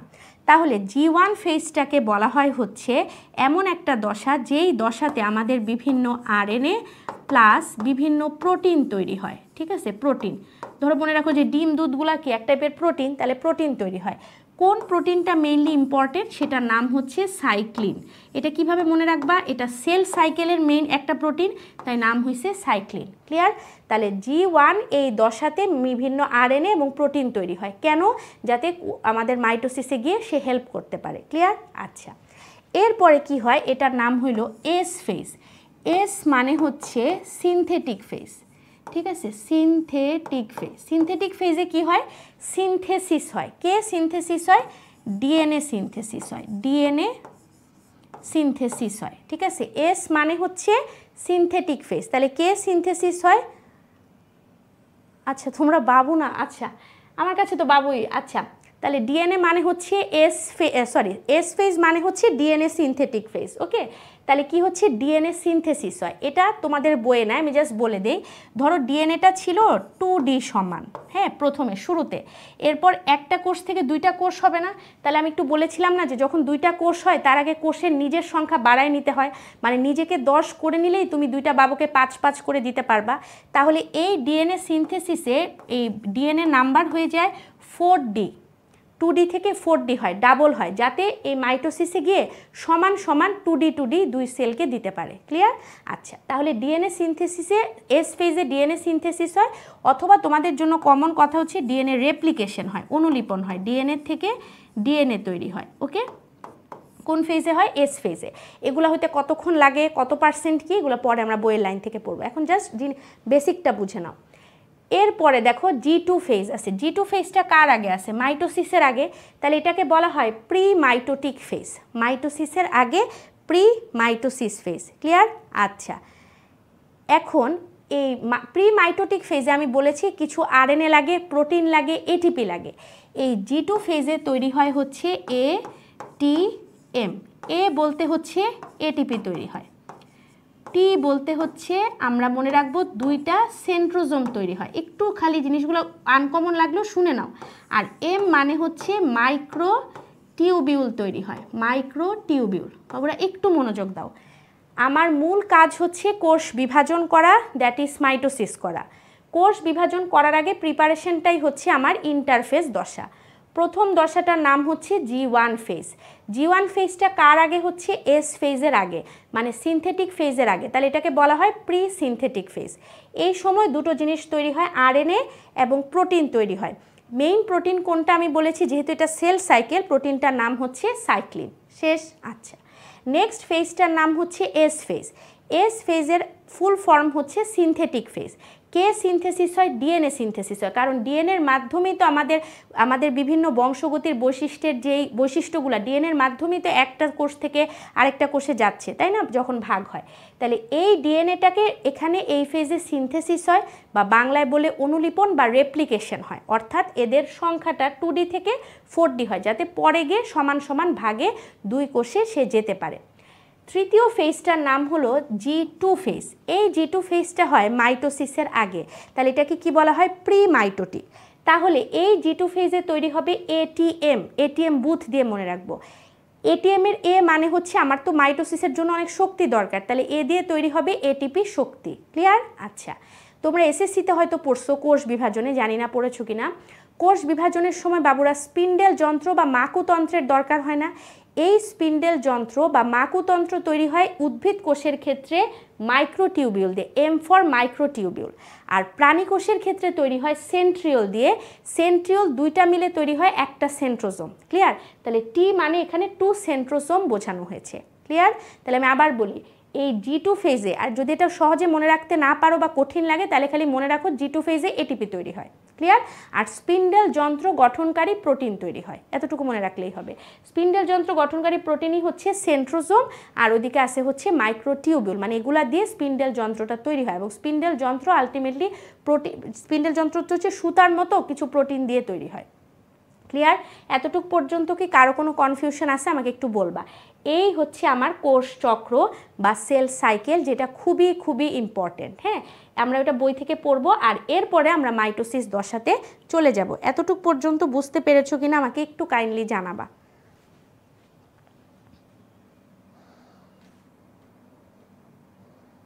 হ্যাঁ হ্যাঁ, তোমরা নামাজ পড়তে গেলে যাও, পরে এটা ক্লাসটা রেকর্ডেড থাকবে, কোনো অসুবিধা নেই। জি ফেজটা আবার বলেছি, আর আচ্ছা আর বাবু বলবো না, ঠিক আছে?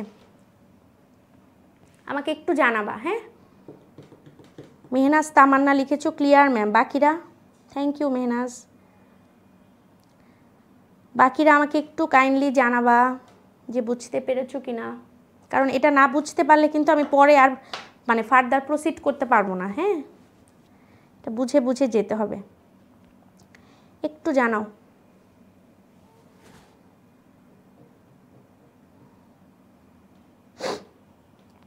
নাজমুন নাহার বেগম লিখেছে, ক্লিয়ার ম্যাম, থ্যাংক ইউ।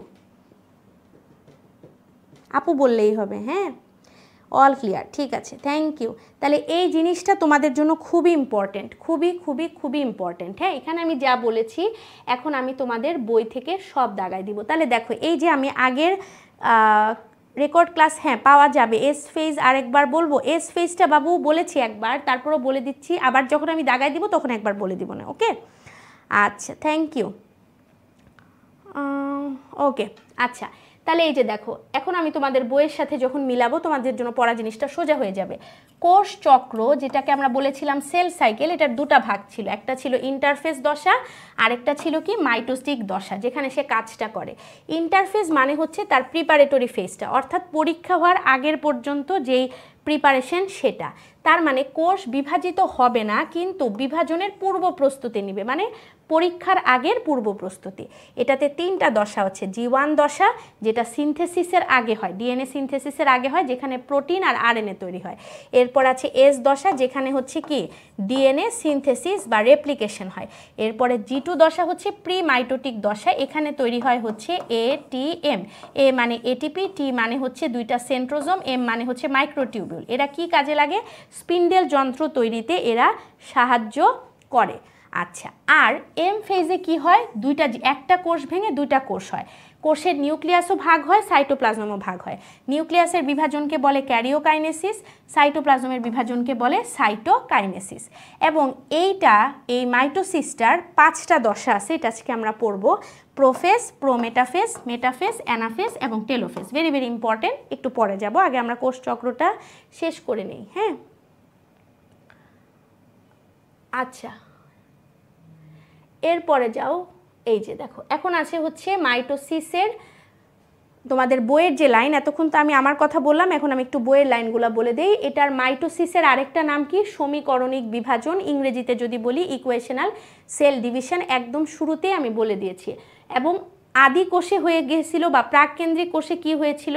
তখন হয়েছিল অ্যামাইটোসিস। কিন্তু যখন আমি প্রকৃত কোষ বলবো বা দৈহিক কোষ বলবো, তখন সেখানে কোন কোষ বিভাজন হবে? মাইটোসিস। এটা 1 নম্বরের জন্য তোমাদের আসতে পারে, ঠিক আছে? 1 নম্বরের জন্য এটা আসতে পারে যে আমাদের প্রকৃত কোষী জীবদেহ গঠনের কোষ বিভাজন কোনটা। তারপরে ক্যারিওকাইনেসিস, সাইটোকাইনেসিস, এটা আমি বলেছি, এগুলো আমি আর রিপিট করছি না, ঠিক আছে? আচ্ছা, এরপরে দেখো, যদি পরীক্ষায় প্রশ্ন আসে যে মাইটোসিস কাকে বলে 1 নম্বরের জন্য, তাহলে এখানে তোমরা বই থেকে লিখবা একটা প্রকৃত কোষ বা যেটা আমাদের মাতৃকোষ সেটার নিউক্লিয়াস ও ক্রোমোজোম দুইটাই একবার বিভক্ত হবে এবং নতুন সৃষ্ট কোষের যেটা অপত্য কোষ তাদের ক্রোমোজোম সংখ্যা মাতৃকোষের ক্রোমোজোম সংখ্যার একদম সমান হবে, সেটাকেই বলা হয় হচ্ছে মাইটোসিস। কোনটা আরেকবার বুঝাবো বাবু? সাক্ষী মালাকার কোন জিনিসটা বুঝাবো বলো? আচ্ছা, আর যেটা আমরা বলেছি যে নিউক্লিয়াসের এরকম যে বিভাজন হয় মানে ক্যারিওকাইনেসিসটা একটু খেয়াল করবা, এটা প্রথম দেখতে পেয়েছিল বিজ্ঞানী শ্লাইখার এবং উনি নাম দিয়েছিল হচ্ছে ক্যারিওকাইনেসিস। এটা এমসিকিউর জন্য ইম্পর্টেন্ট যে কোন বিজ্ঞানী প্রথম এই মাইটোসিস কোষ বিভাজনে নিউক্লিয়াসের বিভাজনটা দেখতে পেয়েছিল, উত্তর হচ্ছে শ্লাইখার।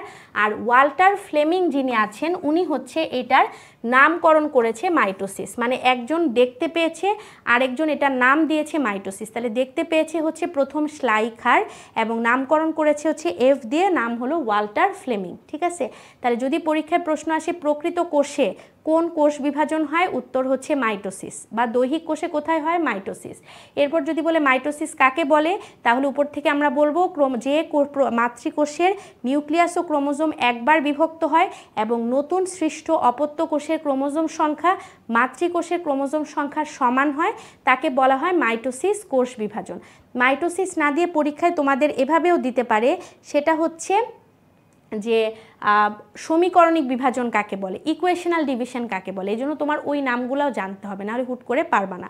ওয়াল্টার ফ্লেমিং আরেকবার বলবো বাবু, ওয়াল্টার ফ্লেমিং হচ্ছে মাইটোসিসের নামকরণটা করেছে, মানে উনি কোষ বিভাজনটা প্রথমে দেখেছে যে এরকম একটা থেকে দুইটা কোষ হচ্ছে, তখন বলছে এটার নাম হচ্ছে মাইটোসিস। ঠিক আছে, আর শ্লাইখার হচ্ছে প্রথম দেখতে পেয়েছিল। ওকে, মাইটোসিস কোথায় ঘটে এটা আমি তোমাদের ওই যে ছকটা পড়াই দিছিলাম সেই ছকটা থেকে পড়লেই হবে। মাইটোসিস প্রাণী এবং উদ্ভিদের বিভাজন ক্ষমতা সম্পন্ন কোন কোষে ঘটে? দেখো এইটা খুবই ইম্পর্টেন্ট, দৈহিক কোষে ঘটে। ঠিক আছে, এটা আমি বারবার তোমাদের বলেছি এবং এটা কিন্তু একটা মেডিকেল অ্যাডমিশন টেস্টের প্রশ্ন। এই যে এটা একটা মেডিকেল অ্যাডমিশন টেস্টের প্রশ্ন, দৈহিক কোষে ঘটে। আরেকটা যেটা আমি তোমাদের বলেছিলাম একটা কনফিউশন হয় যে জনন মাতৃকোষেও কিন্তু আমাদের মিওসিস হয়, কিন্তু যদি বলে জননাঙ্গের গঠন এবং বৃদ্ধি সেটা কিন্তু হয় মাইটোসিসের মাধ্যমে, এটা প্যাচ লাগানো যাবে না। জননাঙ্গের বৃদ্ধি এবং গঠন বললে সেটা কোনটা হবে? মাইটোসিস। কিন্তু জনন মাতৃকোষে কোনটা ঘটে? উত্তর হচ্ছে মিওসিস। ঠিক আছে, শেষ এই। আচ্ছা, এরপরে দেখো এখানে আসে হচ্ছে মাতৃকোষের সমগুণ সম্পন্ন হয়, মাইটোসিসের কিছু বৈশিষ্ট্য দেওয়া আছে। আচ্ছা, মাইটোসিসের বৈশিষ্ট্যগুলা যখন তোমরা মাইটোসিসের ধাপগুলা পড়ে ফেলবা তখন তোমরা বৈশিষ্ট্যগুলা ইজিলি বুঝে যাবা। তারপর আমি তোমাদেরকে একটু লাইনগুলা বলে দেই যাতে করে তোমাদের পরে গিয়ে সুবিধা হয়। দেখো এখানে বলেছে মাইটোসিস, আমরা কিন্তু এখন মাইটোসিসে চলে যাব। হ্যাঁ, তার আগে একটু কোষচক্র পড়ে নিব। মাইটোসিসে যখন যাব আমি আগের ক্লাসে মানে আমাদের যেই প্রি মেডিকেল ক্লাসগুলো হয় রেকর্ডেড গ্রুপ যেগুলো আছে ওইখানে মানে প্রাইভেট গ্রুপগুলোতে আমি আগের ক্লাসে আমাদের হচ্ছে ক্রোমোজোম কি, ক্রোমাটিড কি, ক্রোমাটিন কি এগুলো পড়িয়েছি। তোমাদেরকে যেহেতু আমি পড়াইনি তো আমি জাস্ট একটু তোমাদেরকে সহজ করে বলে দিচ্ছি। একটা আমরা জানি যে এটা যদি নিউক্লিয়াস হয়, নিউক্লিয়াসের ভিতরে এরকম কি থাকে? ক্রোমোজোম থাকে, তাই না? এরকম ক্রোমোজোম থাকে। এখন তোমরা তিনটা শব্দ পাবা, ক্রোমাটিন, ক্রোমোজোম, আরেকটা হচ্ছে ক্রোমাটিড। ক্লিয়ার?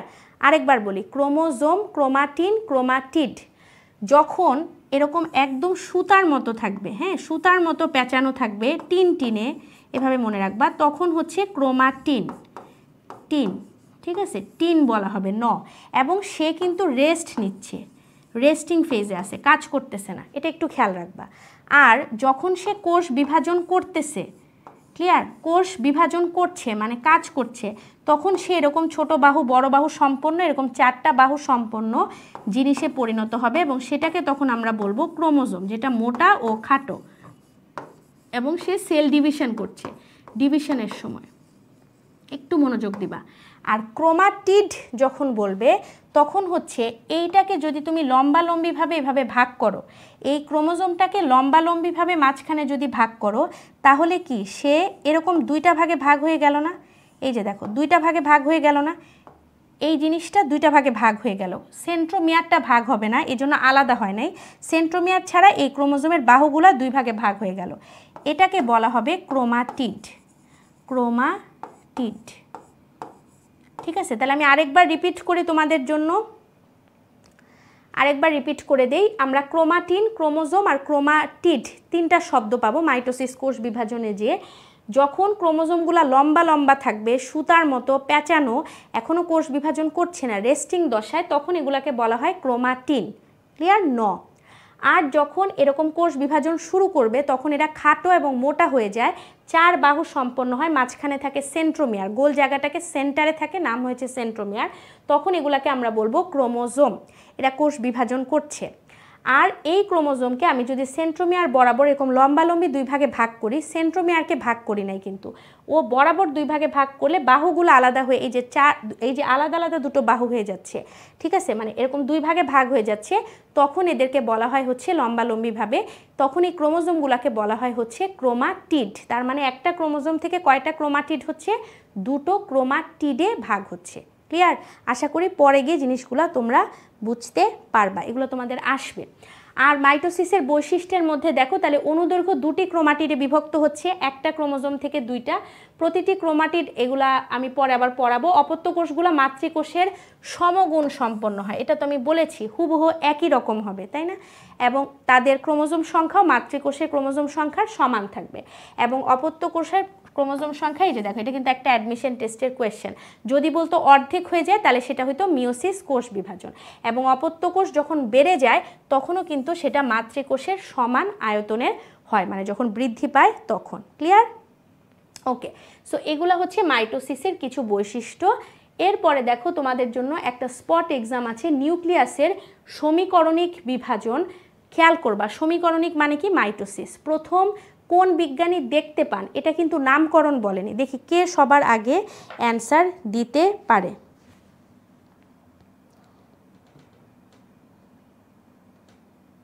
কে সবার আগে অ্যান্সার দিতে পারে? একটু দ্রুত অ্যান্সার দিবা।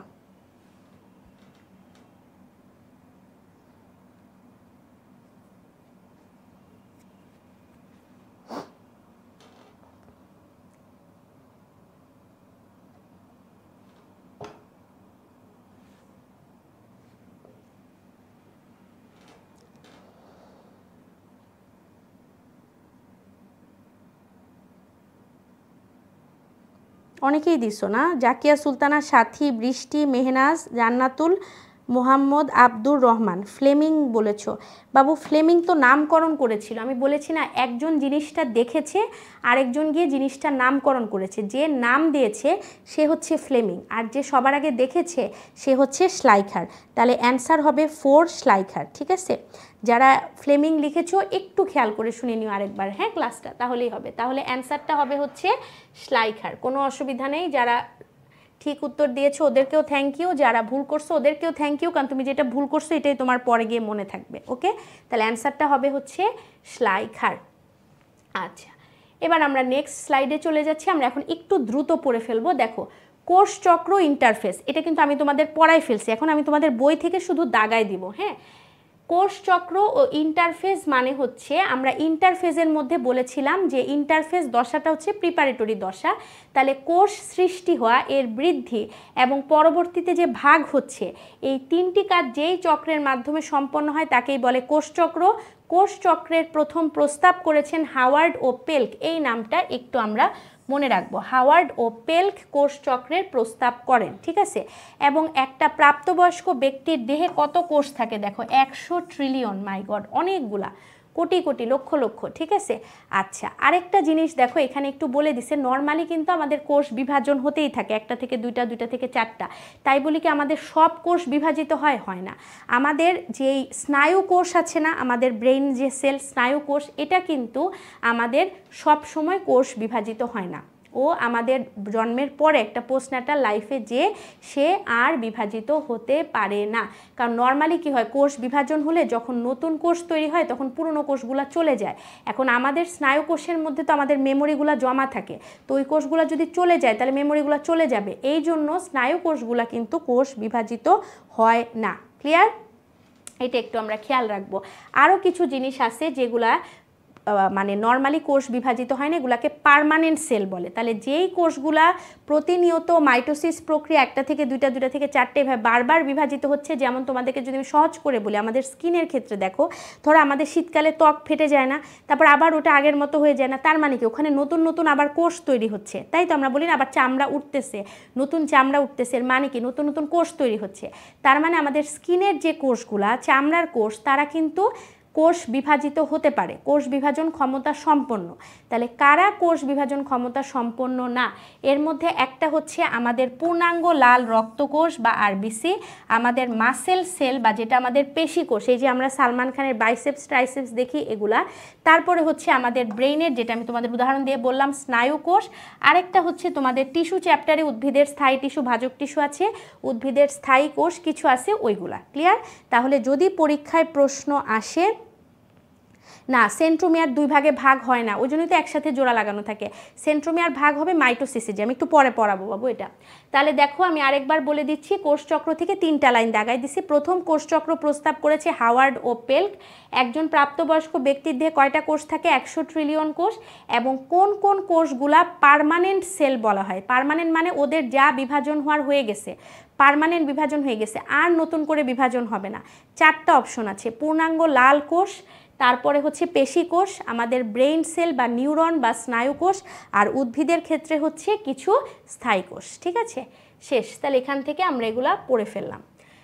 নেক্সট হচ্ছে দেখো, এই যে তোমাদের জন্য যদি পরীক্ষা আসে, তোমরা এই ছবিটা, আমি যেটা তোমাদেরকে আঁকায় দেখাইছি সেটা তোমরা এই ছবিটা আঁকবা। হ্যাঁ, এই যে দেখো একটা বিভাজন পর্যায়, দ্যাট ইজ এম ফেজ, এটা হলো G1 দশা। এটার সময় দেখো, মানে পুরাটাকে যদি, পুরা ইন্টারফেস দশাটাকে যদি তুমি 100 ভাগে ভাগ করো বাবুরা, এর মধ্যে 95% টাইমই লাগে হচ্ছে তোমার প্রিপারেশন দশা। মানে পুরা কোষ চক্রটাকে যদি আমি 100 ভাগে ভাগ করি, 95% টাইমই লেগে যায় হচ্ছে প্রিপারেশন নিতে, আর 5 থেকে 10% টাইম লাগে তোমার পরীক্ষাটা দিতে বা তোমার কাজটা করতে বা বিভাজনটা করতে। ক্লিয়ার? তাহলে G1 দশার জন্য সময় লাগে, মানে হচ্ছে ওই প্রোটিন আর হচ্ছে আরএনএ তৈরিতে সময় লাগে কতটুকু?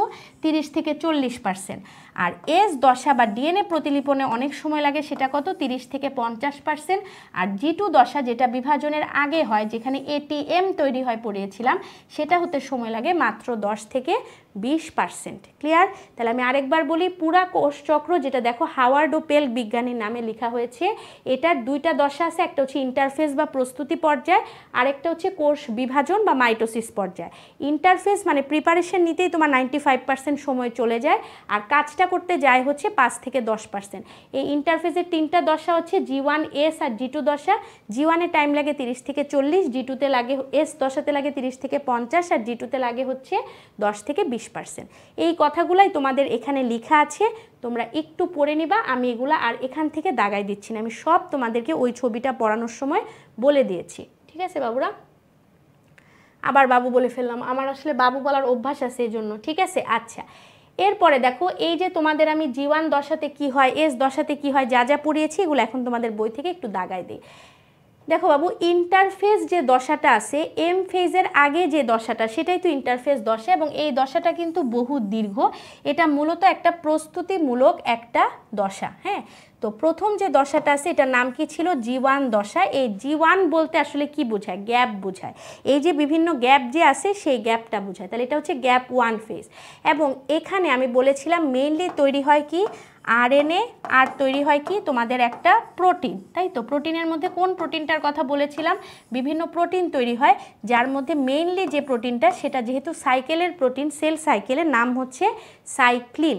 এবং এটা হতে কতক্ষণ সময় লাগে? 30 থেকে 40%। জাস্ট এই লাইনগুলো লিখলেই হবে। ঠিক আছে, যতটুকু বলে দিচ্ছি, সব লাইন তোমাদের লাগবে না। তাহলে এই যে আমি পড়িয়েছি, প্রোটিন তৈরি হয়, আরএনএ তৈরি হয়, এবং ডিএনএ রেপ্লিকেশনের আরও কিছু উপাদান তৈরি হয়, বাট ওগুলোর নাম দেয়নি, যেহেতু আমরা প্রোটিন আর আরএনএ মনে রাখবো। কোন প্রোটিন? Cyclin protein. কত পার্সেন্ট সময় লাগে? 30 থেকে 40। G1 মানে কি? Gap 1 phase. শেষ। নেক্সটে চলে আসি। নেক্সটে যেটা আছে সেটা হচ্ছে আমাদের এস দশা। এস এর ফুল ফর্ম কি ছিল? সিনথেসিস। তাহলে এখানে কি হয়? ডিএনএ রেপ্লিকেশন হয়। যে আমি বলছিলাম, নতুন 2টা কোষে যাওয়ার আগে ডিএনএ তার পরিমাণটাকে ডাবল করে নেয়, ওকে, 4D করে নেয়। এবং এটা হতে কতটুকু সময় লাগে 30 থেকে 50 ভাগ, এটা আমরা একটু মনে রাখবো। এবং ডিএনএ সংশ্লেষণ ঘটে এস দশায়। ডিএনএ সংশ্লেষণ মানেই হচ্ছে ইংরেজিতে সিনথেসিস অথবা ডিএনএ রেপ্লিকেশন। শেষ? আচ্ছা, এগুলো আমি আর রিপিট করলাম না। G2 দশাটা কি মাইটোসিসের আগের পর্যায়ে, যে দেখো এম ফেজে প্রবেশ করার প্রস্তুতি পর্যায়ে, মানে প্রি মাইটোটিক দশা। এটার নাম হচ্ছে প্রি মাইটোটিক দশা। এবং এইখানে তৈরি হবে মেইনলি কি এটিএম, তাই না? এটিএম তৈরি হয়। এ মানে হচ্ছে এটিপি, আর টি আর এম হচ্ছে স্পিন্ডেল যন্ত্র তৈরি করার জিনিস। স্পিন্ডেল যন্ত্র তৈরি হয় কি দিয়ে? এম মানে হচ্ছে মাইক্রোটিউবিউল, যেটা হলো উদ্ভিদের ক্ষেত্রে, ঠিক আছে? মাইক্রোটিউবিউলটা হচ্ছে উদ্ভিদের ক্ষেত্রে। আর তৈরি হয় হচ্ছে দুইটা সেন্ট্রোজোম, যেটা কার ক্ষেত্রে তৈরি হয়? প্রাণীর ক্ষেত্রে, ঠিক আছে? প্রাণী। আর সাথে কি বলেছি? এ দিয়ে এটিপি, যেটা হচ্ছে আমাদের শক্তি। এই তিনটা জিনিস তৈরি হয়। তাহলে এই মাইক্রোটিউবিউল মানে টি আর এম, টি মানে হচ্ছে দুইটা সেন্ট্রোজোম, একটু পরে আবার দেখাবো এটা, 2 সেন্ট্রোজোম, আর এম মানে হচ্ছে মাইক্রোটিউবিউল। এরা আসলে কি করে? স্পিন্ডেল যন্ত্র তৈরি করে। যেরকম কোষ বিভাজনের সময় যে স্পিন্ডেল যন্ত্র থাকে সেগুলো সে তৈরি করে। আর তার সাথে কি দরকার হয়? আচ্ছা, ঠিক আছে। এবং এটা হতে কতটুকু লাগবে? এটা হতে সময় লাগবে হচ্ছে মাত্র 10 থেকে 20 ভাগ। ওকে, তাহলে এইটুক পর্যন্ত ছিল আমাদের কোষ চক্র। ওকে, তাহলে দেখো বাবুরা, এই যে তোমাদেরকে আমি বলেছিলাম এটিএম এর ফুল ফর্মটা কি? এটিএমটা তৈরি হয় হচ্ছে G2 দশায়। এ মানে হচ্ছে এটিপি তৈরি, 2 মানে হচ্ছে 2 সেন্ট্রোজোম, আর এম মানে হচ্ছে মাইক্রোটিউবিউল। এই দুইটা সেন্ট্রোজোম থাকবে মানুষের ক্ষেত্রে, মাইক্রোটিউবিউল হচ্ছে উদ্ভিদের ক্ষেত্রে। ওদের কাজ কি? মাইটোসিস পর্যায়ে যখন চলে তখন স্পিন্ডেল যন্ত্র তৈরি করা। ক্লিয়ার? শেষ, আর কিচ্ছু আমাদের দরকার নাই। নেক্সট স্লাইডে আমরা যাই। এই যে সাইক্লিন প্রোটিনের কথা বলেছি, কোষে কয় প্রকার সাইক্লিন থাকে একটু মনে রাখবো। আমাদের কোষে হচ্ছে 4 প্রকার সাইক্লিন থাকে। এগুলো তোমাদের জন্য অত ইম্পর্টেন্ট না, ডিই এগুলো দরকার নেই, জাস্ট 4 প্রকার সাইক্লিন থাকে। সাইক্লিন একটা প্রোটিন যেটা তৈরি হয় হচ্ছে G1 ফেজে, এতটুকু জানলেই হবে। আচ্ছা, ইন্টারফেজের কিছু গুরুত্ব আছে। দেখো এখানে ডিএনএ রেপ্লিকেশন হয়, এখানে আরএনএও ডিএনএ রেপ্লিকেশনের এবং প্রোটিন সকল উপাদান তৈরি হয়। স্পিন্ডেল যন্ত্র তৈরির জন্য মাইক্রোটিউবিউল সৃষ্টি হয়, এটিপি তৈরি হয়। অর্থাৎ ইন্টারফেজ দশায় যা যা তৈরি হয় সেটাই হচ্ছে ইন্টারফেজের গুরুত্ব। ক্লিয়ার? তাহলে আমরা যদি ছোট করে পড়ি, দেখো বাবুরা বোটানিতে অনেক লাইন আছে, অনেক কঠিন করে দেয়া আছে। এটিএম এ টি মানে হচ্ছে 2 সেন্ট্রোজোম, 2 সেন্ট্রোজোম, এই জন্য টি দিছে, ঠিক আছে? এটিএম এর তোমরা এএসএম দিয়েও মনে রাখতে পারো, সরি এসিএম দিয়েও মনে রাখতে পারো যদি সি দিয়ে মনে রাখতে চাও। এটিপি, সেন্ট্রোজোম, মাইক্রোটিউবুল, যেহেতু দুইটা সেন্ট্রোজোম ওই জন্য আমরা এটিএম দিয়ে মনে রাখতে বলেছি। আচ্ছা, তাহলে যেটা বলছিলাম যে বোটানিতে অনেক লাইন আছে, এখন সব লাইন তো তুমি পড়ে মনে রাখতে পারবে না। ইম্পর্টেন্ট লাইনগুলো তোমার বইয়ে দাগায় ফেলবা, একটা খাতায় নোট করে ফেলবা। তোমরা জাস্ট কোষচক্রকে লিখবা 3টা দশা, ওদের নাম কেন এই দশা, ওরা কী তৈরি করে, কত % টাইম লাগে, আর ছবিটা শিখবা। শেষ? আচ্ছা, এরপরে আমরা চলে যাব হচ্ছে আমাদের মাইটোসিস দশা আছে। এরপরে তো মাইটোসিস দশাটা হয় মানে কোষ বিভাজনে যাব। এখানে একটা পার্থক্য আছে বাবুরা, এই পার্থক্যটা তোমাদের জন্য খুবই important for 2 number question. Interphase আর এম দশার পার্থক্য। ইন্টারফেজ হচ্ছে আমরা জানি প্রস্তুতি দশা, এম মানে হচ্ছে পরীক্ষার দশা মানে বিভাজন দশা। ইন্টারফেজে মানে প্রিপারেশন নিতে সময় লাগে 90 to 95% টাইম, আর পরীক্ষা দিতে সময় লাগে মাত্র 5 থেকে 10%। এখানে কোষের সংগঠনের বৃদ্ধি এবং সংখ্যাগত বৃদ্ধি ঘটে। ওই যে ডিএনএ রেপ্লিকেশন 2D থেকে 4D হয় বলেছিলাম না, এবং বিভিন্ন খাবার দাবার তৈরি হয়ে সে মোটা টোটা হয়ে যায়, এইটা।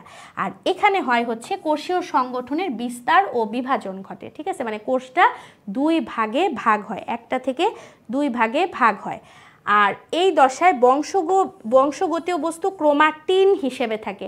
একটু মনোযোগ দিবা, আমি বলেছিলাম না যখন রেস্টিং দশায় থাকে তখন ক্রোমোজোমটা টিনে হয়ে যায়, তাহলে এটা কি হবে? ক্রোমাটিন হিসাবে থাকে। আর যখন এম দশা হবে মানে কাজ করছে তখন সে মোটা সোটা হয়ে যায়, খাটো হয়ে যায়, তখন সেটা বংশগতীয় বস্তুটা ক্রোমোজোম হিসাবে থাকে। যদি ভুলে যেয়ে থাকো আবার বলি, ক্রোমাটিন হচ্ছে সুতার মতো, আর ক্রোমোজোম হচ্ছে এরকম 2 বাহু সম্পন্ন, মানে টোটাল ছোট বাহু 2টা, বড় বাহু 2টা, 4 বাহু সম্পন্ন একটা ক্রোমোজোম। ক্লিয়ার? তাহলে 2 নাম্বার যদি আসে এস ফেজ আর এম ফেজ আর ইন্টারফেজের মধ্যে পার্থক্য, তাহলে তোমরা এটা লিখে দিবা। ওকে, শেষ। এবার আমরা একটা কঠিন সহজ ইম্পর্টেন্ট জিনিস পড়বো, সেটা হচ্ছে মাইটোসিস। তার আগে আমাকে এটার উত্তরটা দাও, কোষ চক্রের কোন দশায় ডিএনএ সংশ্লেষণ ঘটে? ঠিক আছে,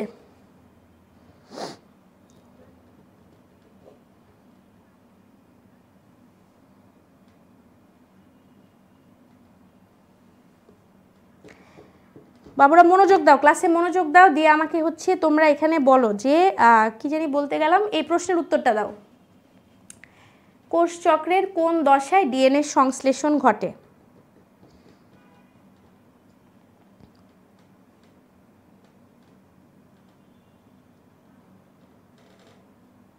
ও সাইক্লিন ডিপেন্ডেন্ট কাইনেস হচ্ছে সাইক্লিন যেটা, সেটা তো একটা প্রোটিন, আর সাইক্লিন ডিপেন্ডেন্ট কাইনেস হচ্ছে একটা এনজাইম।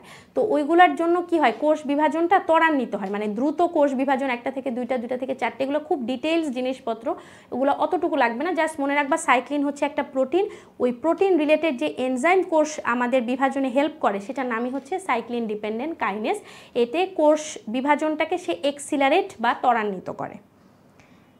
আচ্ছা, কি লিখছো? এস ফেজ মানে এস দশায়, হ্যাঁ গুড। এস মানে হচ্ছে সিনথেটিক ফেজ, তাহলে অ্যান্সারটা হচ্ছে এস দশায়।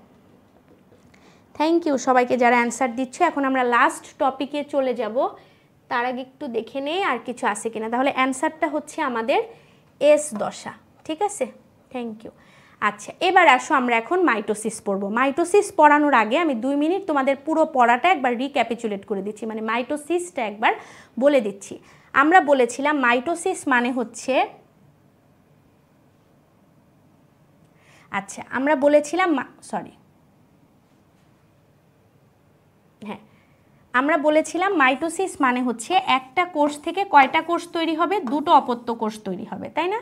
কিন্তু অ্যামাইটোসিসের সাথে এটার পার্থক্য হচ্ছে, অ্যামাইটোসিসে ডিরেক্ট তৈরি হয়ে গিয়েছিল, সে নিজে একটু বড় হয়ে তারপর তৈরি হয়েছিল। মাইটোসিসের ব্যাপারটা এরকম না, সে হচ্ছে ইন্টারফেস দশা হয়ে তারপর আবার একটা মাইটোসিসে যাবে, হ্যাঁ, এবং মাঝখানে ওর মধ্যে বিভিন্ন প্রক্রিয়া চলতে থাকবে, কন্টিনিউয়াস কিছু জিনিসপত্র চলতে থাকবে। তখনই একটা কোষের এই যে নিউক্লিয়াস এবং তার ভিতরে যে ক্রোমোজোম, এগুলা একবার করে ভাগ হয়ে নতুন সৃষ্ট কোষের ক্রোমোজোম সংখ্যা হচ্ছে মাতৃকোষের ক্রোমোজোম সংখ্যার সমান হবে। অর্থাৎ মাতৃকোষ যদি ডিপ্লয়েড বা টুয়াইস এন থাকে, এই অপত্য কোষের ক্রোমোজোম সংখ্যাও হবে হচ্ছে টুয়াইস এন। এখন নিউক্লিয়াসের যখন বিভাজন হবে সেটাকে বলা হবে ক্যারিওকাইনেসিস, এবং সাইটোপ্লাজমটা যখন বিভাজন হয়ে এরকম দুই ভাগে ভাগ হবে তখন সেটাকে বলা হবে সাইটোকাইনেসিস। ক্লিয়ার? এই কথাগুলো আশা করি তোমাদের মনে আছে, এগুলাই শুরুতে বোঝানো হয়েছে। এবং একটা লাইন দেখো বলেছে মাইটোসিস বলতে মূলত ক্যারিওকাইনেসিসকেই বোঝানো হয়ে থাকে, মানে মূলত নিউক্লিয়াসের বিভাজনটাকেই মাইটোসিস বলা হয়ে থাকে, ঠিক আছে? যদিও আমরা এই লাইনটা মনে রাখবো না, আমরা আলাদা করে ক্যারিওসাইটো দুইটা মনে রাখবো। তারপরে যেহেতু লাইন বইয়ে আসে তো আমরা একটু জেনে রাখলাম যে মাইটোসিস বলতে মূলত আসলে যেহেতু নিউক্লিয়াস ও ক্রোমোজোম একবার বিভক্ত হয়, হয়ে দুইটা সমান সমান ভাগে ভাগ হয়, এই জন্য মাইটোসিস বলতে ক্যারিওকাইনেসিসকেই বোঝানো হয়ে থাকে। এবারে আসো আমরা মাইটোসিসের পর্যায় পড়ব। আচ্ছা, মাইটোসিসের পর্যায়গুলো হচ্ছে টোটাল 5টা দশা আছে। আমি তোমাদের একটা ছকের মধ্যে বলছিলাম, প্রোফেজ, প্রোমেটাফেজ, মেটাফেজ, অ্যানাফেজ এবং টেলোফেজ। আমরা বুঝে বুঝে তিনটা লাইন মনে রেখে পুরো দশাটা শেষ করব, ঠিক আছে? একটু মনোযোগ দিব আমরা, হ্যাঁ। আচ্ছা, এইটা পড়ানোর আগে আমি তোমাদেরকে আগে একটু ছবি দেখাই দিই, তাহলে তোমাদের জন্য সহজ হবে, হ্যাঁ। এই যে এই ছবিটাতে আসো, দেখো বাবুরা, একদম আমরা যদি শুরু করি এইখান থেকে, এটা হচ্ছে ইন্টারফেস দশা, হ্যাঁ। একটু এই ছবিটা পড়ে তারপর আমরা তোমাদের বইয়ের ছবিতে যাব। ইন্টারফেস দশা মানে হচ্ছে এই যে আমাদের একটা সেল সাইকেল ছিল, এই সেল সাইকেলের এই পুরা দশাটা হচ্ছে ইন্টারফেস দশা, তাই না? তার বিভিন্ন প্রস্তুতি ছিল, ওগুলো আমরা পড়েছি। এখন আমরা এই দশাটাতে চলে গেছি, মাইটোসিস দশা, ঠিক আছে?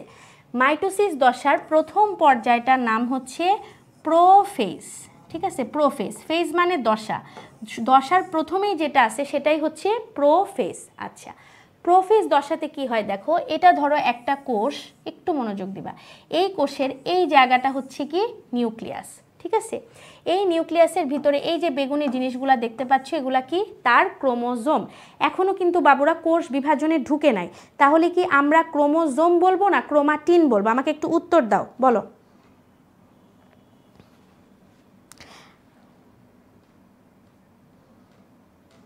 আচ্ছা, যারা এই ইলে একটা কথা কি জানি ওর নাম, ক্লাসে মনোযোগ দাও বাবুরা, ক্লাসে মনোযোগ দাও, নাহলে কিন্তু ইয়ে করে দিব, মিউট করে দিব, আর উত্তর দিতে পারবা না। এখন আমাকে বলো, এটা আমরা যখন কোষ বিভাজনে করব না তখন এই ক্রোমোজোমগুলোকে আমরা কি ক্রোমাটিন বলবো না ক্রোমোজোম বলবো? বলো তাড়াতাড়ি, দ্রুত।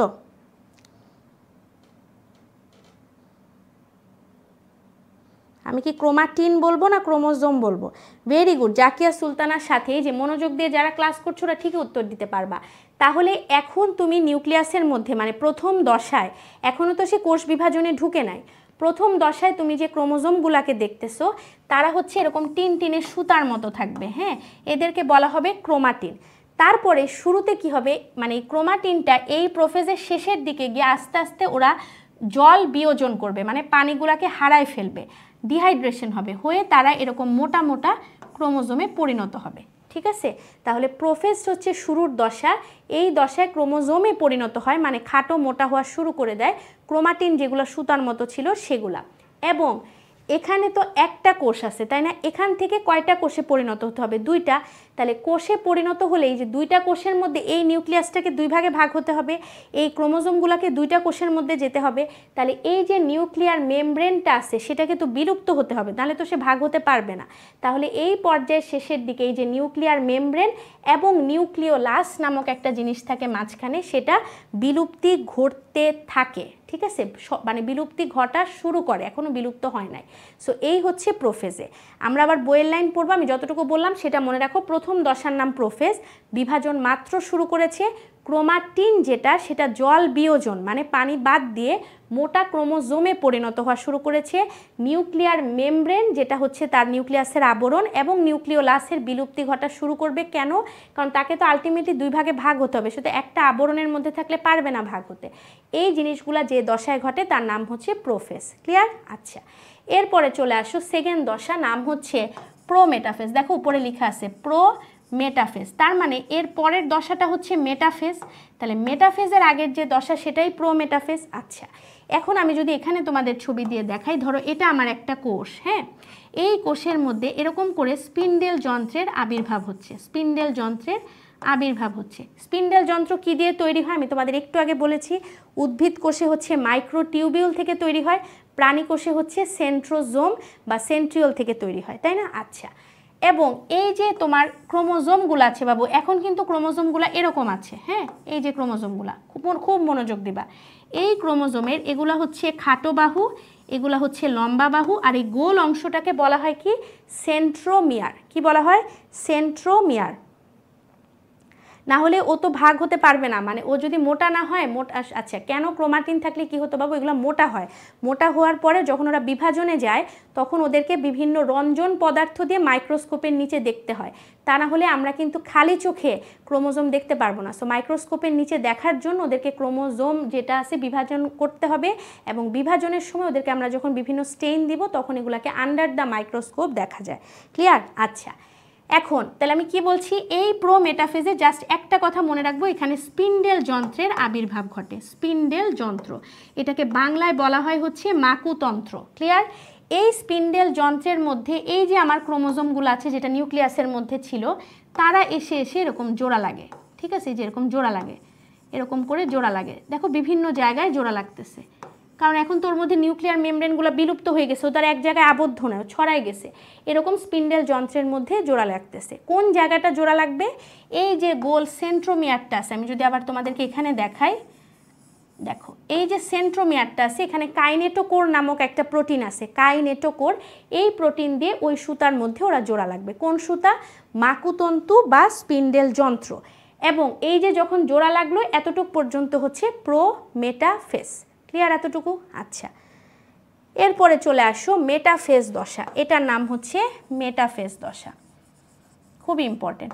মেটা মানে হচ্ছে মধ্য, আর ফেজ মানে হচ্ছে দশা। তার মানে এটা যদি আমাদের একটা কোষ হয়, এই যে স্পিন্ডেল যন্ত্র দেখতে পাচ্ছ হলুদ রঙের, এই এখন আমাদের এই যে ক্রোমোজোমগুলা, এই ক্রোমোজোমগুলা এখন এই বরাবর আছে, মানে একটা কোষের মাঝামাঝি বরাবর।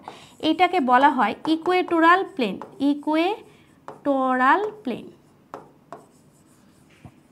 অর্থাৎ এটা যদি উত্তর মেরু হয় একটা কোষের, এটা যদি দক্ষিণ মেরু হয়, পুরাটাকে যদি তুমি পৃথিবী চিন্তা করো, উত্তর মেরু আর দক্ষিণ মেরু হলো, মাঝখানে কি হয়েছে? বিষুবীয় অঞ্চল ছিল না, ওই যে ইকুয়েডর একটা দেশ আছে না, যে ইকুয়েটোরাল প্লেন বরাবর যেরকম, ওই জন্য নাম হয়েছে ইকুয়েডর। সো এই ইকুয়েটোরাল প্লেনটা থাকতেছে হচ্ছে উত্তর মেরু আর দক্ষিণ মেরুর মাঝখানে। এইখানে এসে এই যে ক্রোমোজোমগুলা যেগুলো স্পিন্ডেল যন্ত্রের সাথে জোড়া লেগেছিল, তারা এখন এই মাঝখানে অবস্থান করবে। মাঝখানে, এখানে তারা এই যে এরকম মাঝখানে অবস্থান করবে। এই যেহেতু ওরা মাঝখানে অবস্থান করে এই জন্য এটার নাম হয়েছে মেটাফেজ দশা। ক্লিয়ার? এবং এই পর্যায়ে একটা ক্রোমোজোম সর্বোচ্চ মোটা ও খাটো হয়। মনে রাখবা মেটা মানে মোটা। তাহলে এই মেটাফেজ দশায় দুটো লাইন খুব ইম্পর্টেন্ট, তিনটা লাইন ইম্পর্টেন্ট। একটা হলো ক্রোমোজোমগুলা যেগুলো স্পিন্ডেল যন্ত্রের সাথে লাগানো আছে তারা এখন এই বিষুবীয় অঞ্চলে অবস্থান করবে, যেটা হচ্ছে একটা কোষের মাঝামাঝি। ক্লিয়ার? ইকুয়েটোরাল প্লেনে অবস্থান করবে, এই জন্য দশার নাম মেটাফেজ। এক, এই পর্যায়ে ক্রোমোজোমগুলা সর্বোচ্চ মোটা ও খাটো হয়। 2 এবং 3 নাম্বার, এখানে নিউক্লিয়ার মেমব্রেন যেটা এখানে বিলুপ্ত হওয়া শুরু করেছিল, নিউক্লিওলাস যেটা এখানে বিলুপ্ত হওয়া শুরু করেছিল, এখানে এরা সম্পূর্ণ বিলুপ্ত হবে।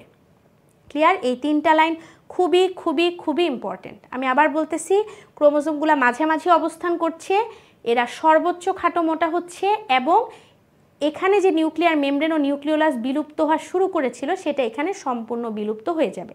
তাহলে আমরা কয়টা দশা পড়লাম? 3টা দশা। তুমি যদি ইংলিশটাকে বাংলা ট্রান্সলেট করে পড়ো, মানে বাংলা ভাব করে পড়ো, তাহলে তোমার জন্য কঠিন লাগবে না, সহজ হবে। তাহলে বাবুরা দেখো, এখন ক্রোমোজোমগুলো কোথায় আছে? মাঝামাঝি। এখন আমার মূল উদ্দেশ্য কি? এই একটা কোষকে 2টা কোষ বানানো না? তাহলে অর্ধেক ক্রোমোজোমকে আমি এই সাইডে পাঠাবো, অর্ধেক ক্রোমোজোমকে আমি এই সাইডে পাঠাবো না? তার মানে এই মাঝখানে যে ক্রোমোজোমগুলো ছিল, যারা এইভাবে ছিল, দেখো এরকম করে ছিল, এদেরকে আমি অর্ধেককে পাঠাবো এই সাইডে, অর্ধেককে পাঠাবো এই সাইডে, তাই তো? পাঠানোর জন্য আমার কি এইভাবে ভাগ করতে হবে না? এবং সেন্ট্রোমিয়ার, মনোযোগ দিবা, এই যে গোল সেন্ট্রোমিয়ার যেখানে কাইনেটোকোর প্রোটিন ছিল, যেটার সাথে স্পিন্ডেল যন্ত্র লাগানো ছিল বাবুরা, এই সেন্ট্রোমিয়ার যদি ভাগ না হয় তাহলে কি তুমি দুই সাইডে নিতে পারবা? পারবা না। তার মানে এই যে আমার এই মাঝামাঝি বরাবর এই যে এরকম করে যে ক্রোমোজোমগুলো ছিল, এরা এখন বিভাজিত হয়ে যাবে, 2 ভাগে বিভাজিত হবে, হয়ে অর্ধেক যাবে হচ্ছে এই মেরুতে আর অর্ধেক যাবে হচ্ছে এই মেরুতে।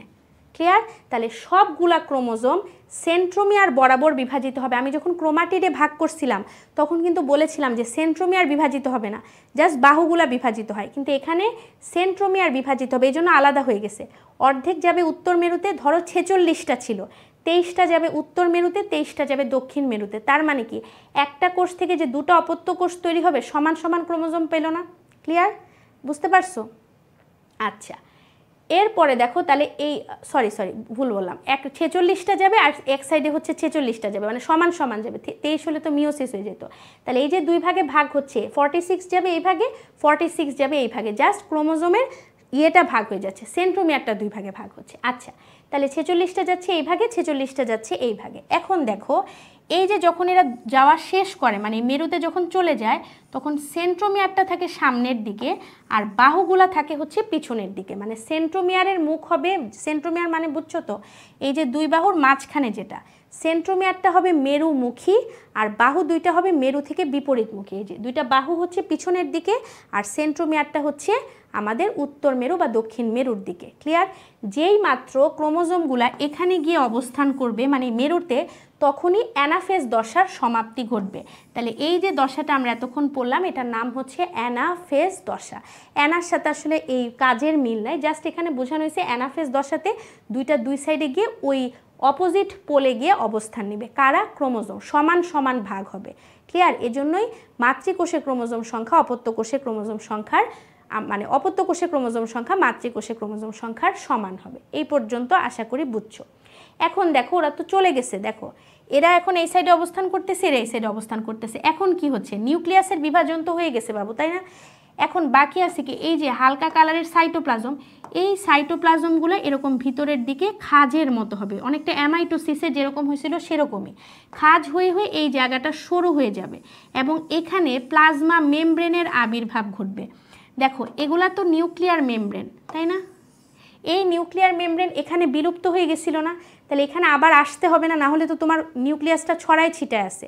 তাহলে এই একটা কোষ থেকে এখন কয়টা কোষ তৈরি হলো? 2টা কোষ তৈরি হলো। দেখো, মনোযোগ দাও, এটা একটা অপত্য কোষ, এটা একটা অপত্য কোষ।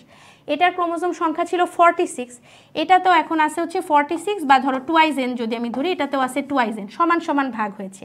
এটা নিউক্লিয়ার মেমব্রেন নিউক্লিওলাস বিলুপ্ত হয়ে গেছিল, এখানে এখন এই ক্রোমোজোম ঘিরে নিউক্লিয়ার মেমব্রেন নিউক্লিওলাস চলে আসবে। এবং এটার মাঝখানে তো সাইটোপ্লাজম আছে। এখন সাইটোপ্লাজম বরাবর কি হবে, প্লাজমা মেমব্রেনের আবির্ভাব ঘটবে। ঘটলে এটা একটা প্লাজমা মেমব্রেন যুক্ত একটা কোষ, এটা একটা প্লাজমা মেমব্রেন যুক্ত একটা কোষ। তাহলে এইভাবে আমাদের একটা কোষ থেকে দুটা কোষ তৈরি হলো এবং এই পুরো দশাটার নাম হচ্ছে টেলোফেজ দশা। টেলো মানে হচ্ছে টেইল এন্ড, শেষের প্রান্ত, টেলোমিয়ার মানে শেষের অংশ। তাহলে এই যে ক্রোমোজোমগুলো যখন শেষের দিকে বা প্রান্তের দিকে চলে গেছে তখনই টেলোফেজ দশার শুরু হয়েছে। এবং টেলোফেজের পরে টেলোফেজ পর্যন্ত কিন্তু নিউক্লিয়াসের বিভাজন হয়েছে, যে কারণে মাইটোসিসকে বলা হয় ক্যারিওকাইনেসিস।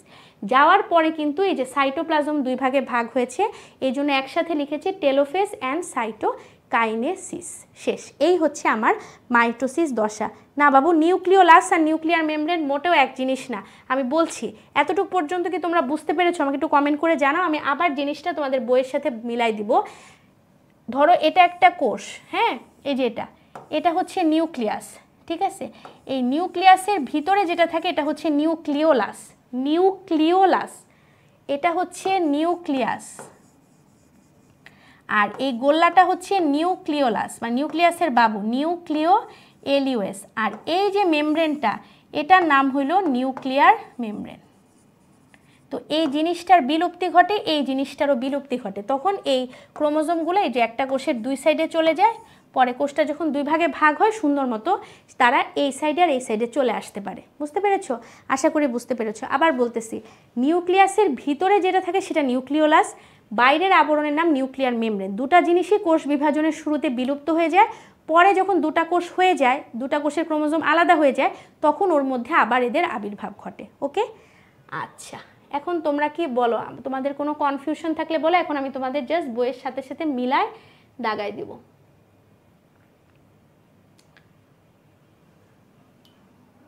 বুঝতে পারছি, আচ্ছা।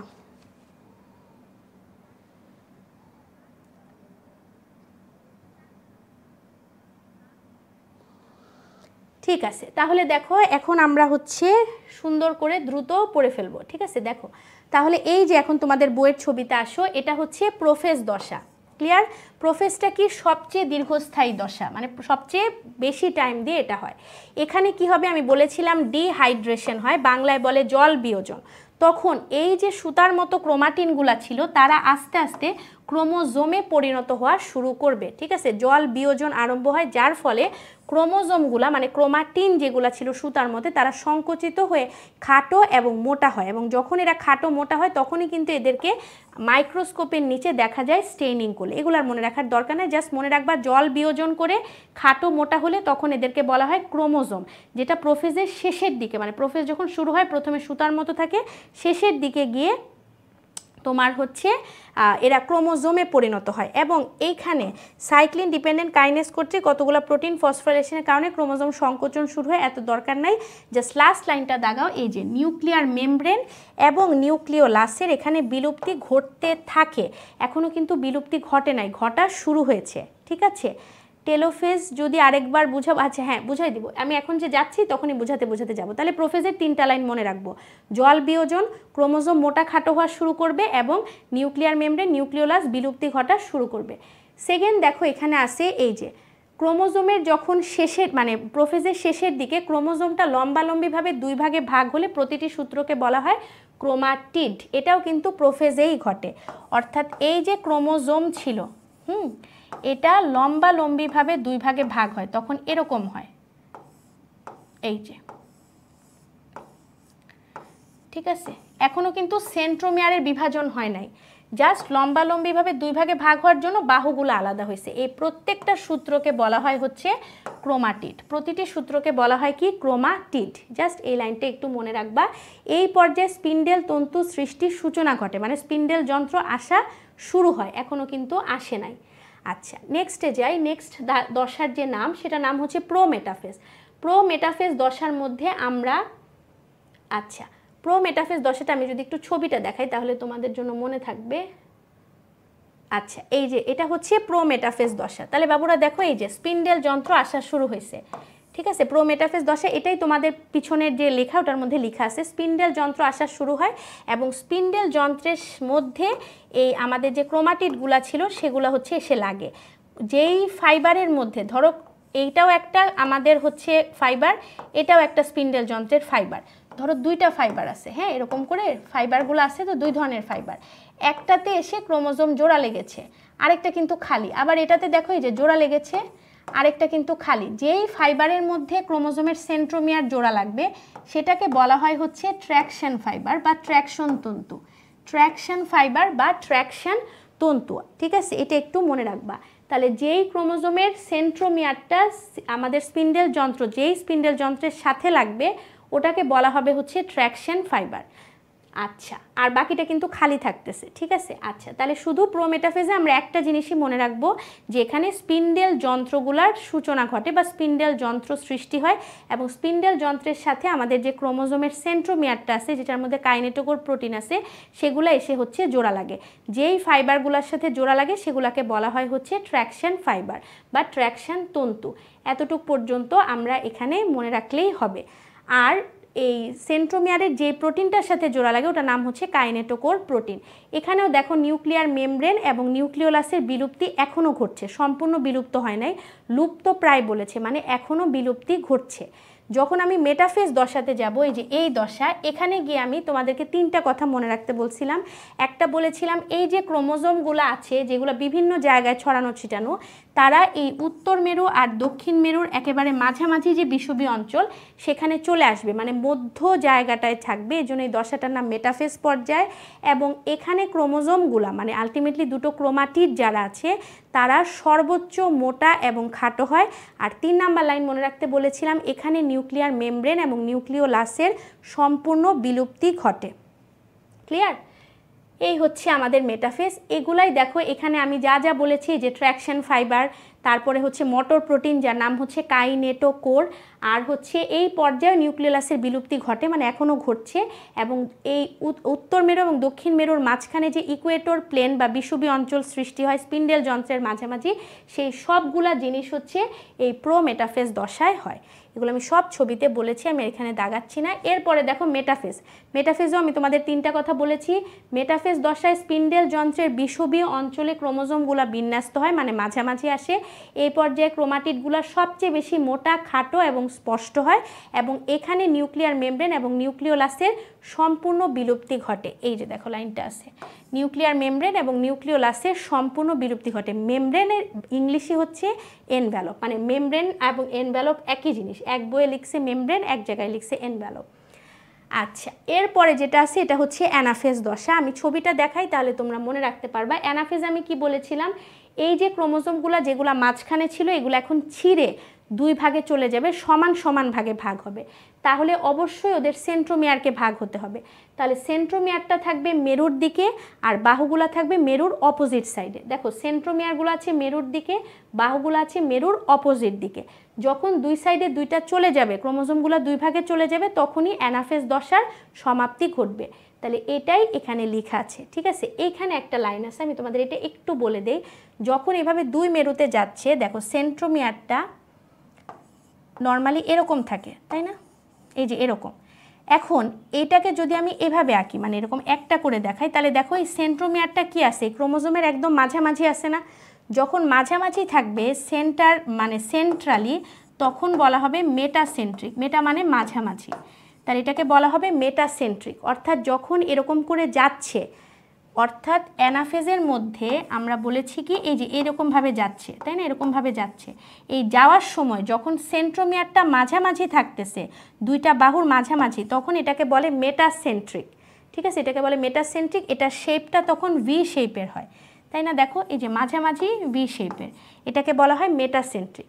আর যদি এরকম হয় যে সেন্ট্রোমিয়ারটা মাঝখান থেকে দূরে সরে গেছে, আবার প্রান্ত থেকেও দূরে সরে গেছে, আচ্ছা এটা না, এভাবে দেখাই, এই যে এরকম থাকার কথা ছিল, এখানে মাঝামাঝি থেকে সরে গেছে, আবার প্রান্ত থেকেও দূরে সরে গেছে, এই জন্য এটাকে বলা হবে সাব মেটাসেন্ট্রিক, সাব মেটাসেন্ট্রিক, ঠিক আছে।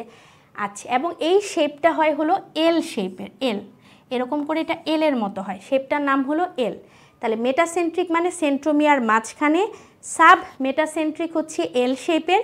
এরপরে হচ্ছে অ্যাক্রো, অ্যাক্রো মানে মাথার দিকে, অর্থাৎ সেন্ট্রোমিয়ারটা মাঝখান থেকে অনেক দূরে চলে গেছে, প্রান্তের কাছাকাছি চলে গেছে, কিন্তু পুরোপুরি প্রান্তের মধ্যে যায় নাই।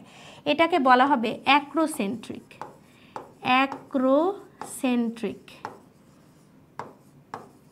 এবং এটার যে শেপটা সেটা হলো জে শেপের হয়, মানে এরকম জে হয়, এটার নাম হলো অ্যাক্রোসেন্ট্রিক। লাস্ট যেটা আছে সেটা হচ্ছে টেলোসেন্ট্রিক। টেলো মানে হচ্ছে ওই যে আমি তোমাদেরকে বলছিলাম টেল মানে শেষ প্রান্ত, টেইল এন্ড। তাহলে যখন এই ক্রোমোজোমের একেবারে প্রান্তের দিকে থাকবে সেন্ট্রোমিয়ারটা, তখন এটাকে বলা হবে টেলোসেন্ট্রিক। টেলোসেন্ট্রিক। এবং এটাকে তখন আই শেপের মতো দেখতে মনে হয়। ঠিক আছে, আমি যদিও এখানে ছোট হাতের আই দিছি, এটা এরকম করে আয়ের মতো দেখতে মনে হবে। ক্লিয়ার? তাহলে এই হচ্ছে আমার অ্যানাফেজ দশা। অ্যানা মানে হচ্ছে আমার ক্রোমোজোমগুলা দুই ভাগে বিভক্ত হয়ে সেন্ট্রোমিয়ার বিভাজিত হয়ে দুই মেরুর কাছাকাছি চলে যাবে। সেন্ট্রোমিয়ার থাকবে মেরুর মুখী, বাহু থাকবে মেরুর বিপরীত দিকে। এবং এরকম যখন ওরা যাচ্ছে তখন এদের সেন্ট্রোমিয়ারের অবস্থান অনুযায়ী ক্রোমোজোম 4 রকমভাবে দেখা যায়। যদি সেন্ট্রোমিয়ার মাঝখানে থাকে সেটাকে বলা হবে মেটাসেন্ট্রিক, শেপটা হয় ভি এর মতো। যদি সেন্ট্রোমিয়ার মাঝখান থেকে একটু দূরে যায় বা প্রান্ত থেকেও দূরে থাকে, এটাকে বলে সাব মেটাসেন্ট্রিক, শেপটা হবে এল এর মতো। অ্যাক্রো মানে মাথা, অর্থাৎ সেন্ট্রোমিয়ারটা প্রান্তের দিকে চলে গেছে কিন্তু পুরোপুরি প্রান্তে যায় নাই, এটার নাম অ্যাক্রোসেন্ট্রিক। আর একদম প্রান্তে যখন যাবে ওটার নাম হবে টেলোসেন্ট্রিক, যেটা শেপ হবে আয়ের মতো। ক্লিয়ার? এই হচ্ছে এখানকার কথাবার্তা। আচ্ছা, এরপরে লাস্টের দশা তো টেলোফেজ। এটা যে কেউ একজন আবার বুঝতে চেয়েছিলে, একটু মনোযোগ দাও। দেখো এই কোষের দুই সাইডে মানে দুই মেরুতে কিন্তু এখন আমার এই ক্রোমোজোমগুলো চলে আসছে না? এবং একটা জিনিস খেয়াল করো, কোষ বিভাজন তো শেষ, ওর কাজ কিন্তু শেষ, টেলোফেজ মানে এন্ড, এরপর আবার ইন্টারফেজ শুরু হবে। এই জন্য এখন এই ক্রোমোজোমগুলো কিন্তু দেখো আবার সুতার মতো হয়ে গেছে। তার মানে কি, প্রথমে জল বিয়োজন করেছিল, এখন জল যোজন হবে, মানে পানি অ্যাড হবে। ঠিক আছে, পানি অ্যাড হবে, ওয়াটার অ্যাড হয়ে জল যোজন করে এরা আবার আগের মতো ক্রোমাটিন হয়ে যাবে। এবং যেহেতু দুইটা কোষ হবে, দুইটা নিউক্লিয়াস থাকবে, তাহলে অবশ্যই নিউক্লিয়ার মেমব্রেন আবার আসবে এবং নিউক্লিয়ার মেমব্রেনের ভিতরে নিউক্লিওলাসের আবার আবির্ভাব ঘটবে। তাহলে নিউক্লিয়াসের বিভাজন হয়ে গেল, ক্রোমোজোমের বিভাজন হয়ে গেল শেষ। এখন আস্তে আস্তে আমার সাইটোপ্লাজমের বিভাজন হবে এবং মাঝখানে কোষ প্লেটের আবির্ভাব ঘটবে। তাহলে একটা কোষ থেকে দুটো কোষ তৈরি হলো, এটাকেই বলা হয় হচ্ছে টেলোফেজ দশা। ক্লিয়ার? শেষ। তাহলে এই হচ্ছে আমাদের টোটাল 5টা দশা। আচ্ছা, এগুলো আমি সব বলে দিয়েছি। এগুলো মনে রাখার জন্য কিছু উপায় আছে, যেমন আই দিয়ে মনে রাখবা ইন্টারলিউড, দুইটা ঘটনার মাঝখানের অবকাশ। পি দিয়ে মনে রাখবা প্রিপেয়ার ফেজ, বিভাজনের জন্য তৈরি হওয়া। এম মানে মিডল ফেজ, মানে মেটাফেজ মানে মাঝখানে থাকা। অনেক বই প্রো মেটাফেজ বাদ দিয়ে বলে, তোমাদের বই যেহেতু প্রো মেটাফেজ আছে তোমরা মনে রাখবো, অসুবিধা নাই। এ মানে হচ্ছে অ্যাপার্ট, মানে ক্রোমোজোমগুলো আলাদা হয়ে গেছে, দুই সাইডে চলে গেছে, সেন্ট্রোমিয়ার দিয়ে আলাদা হয়ে যায়। আর টি ফর টু, মানে দুইটা কোষ তৈরি হয়েছে টেলোমিয়ারের শেষের প্রান্তে গিয়ে, এই জন্য এটার নাম হয়েছে হচ্ছে টি ফর টু, দুইটা কোষ মনে রাখার জন্য। এভাবে একটা ছন্দ দিয়ে ওরা মনে রাখতে বলেছে। যদি মনে রাখতে চাও চাও তাহলে মনে রাখবা, আর না হলে এমনি যদি পড়ে মনে রাখতে পারো এনাফ। এখন আমাকে এটার উত্তর দাও, ক্রোমোজোম সর্বোচ্চ খাটো এবং মোটা হয় কোন দশায়? আমাদের ক্লাস আর বেশিক্ষণ নাই, আর 3-4টা স্লাইড আছে, তারপর শেষ করে দিব, একটু উত্তর দিবা। ক্রোমোজোম সর্বোচ্চ খাটো মোটা হয় কোন দশায়?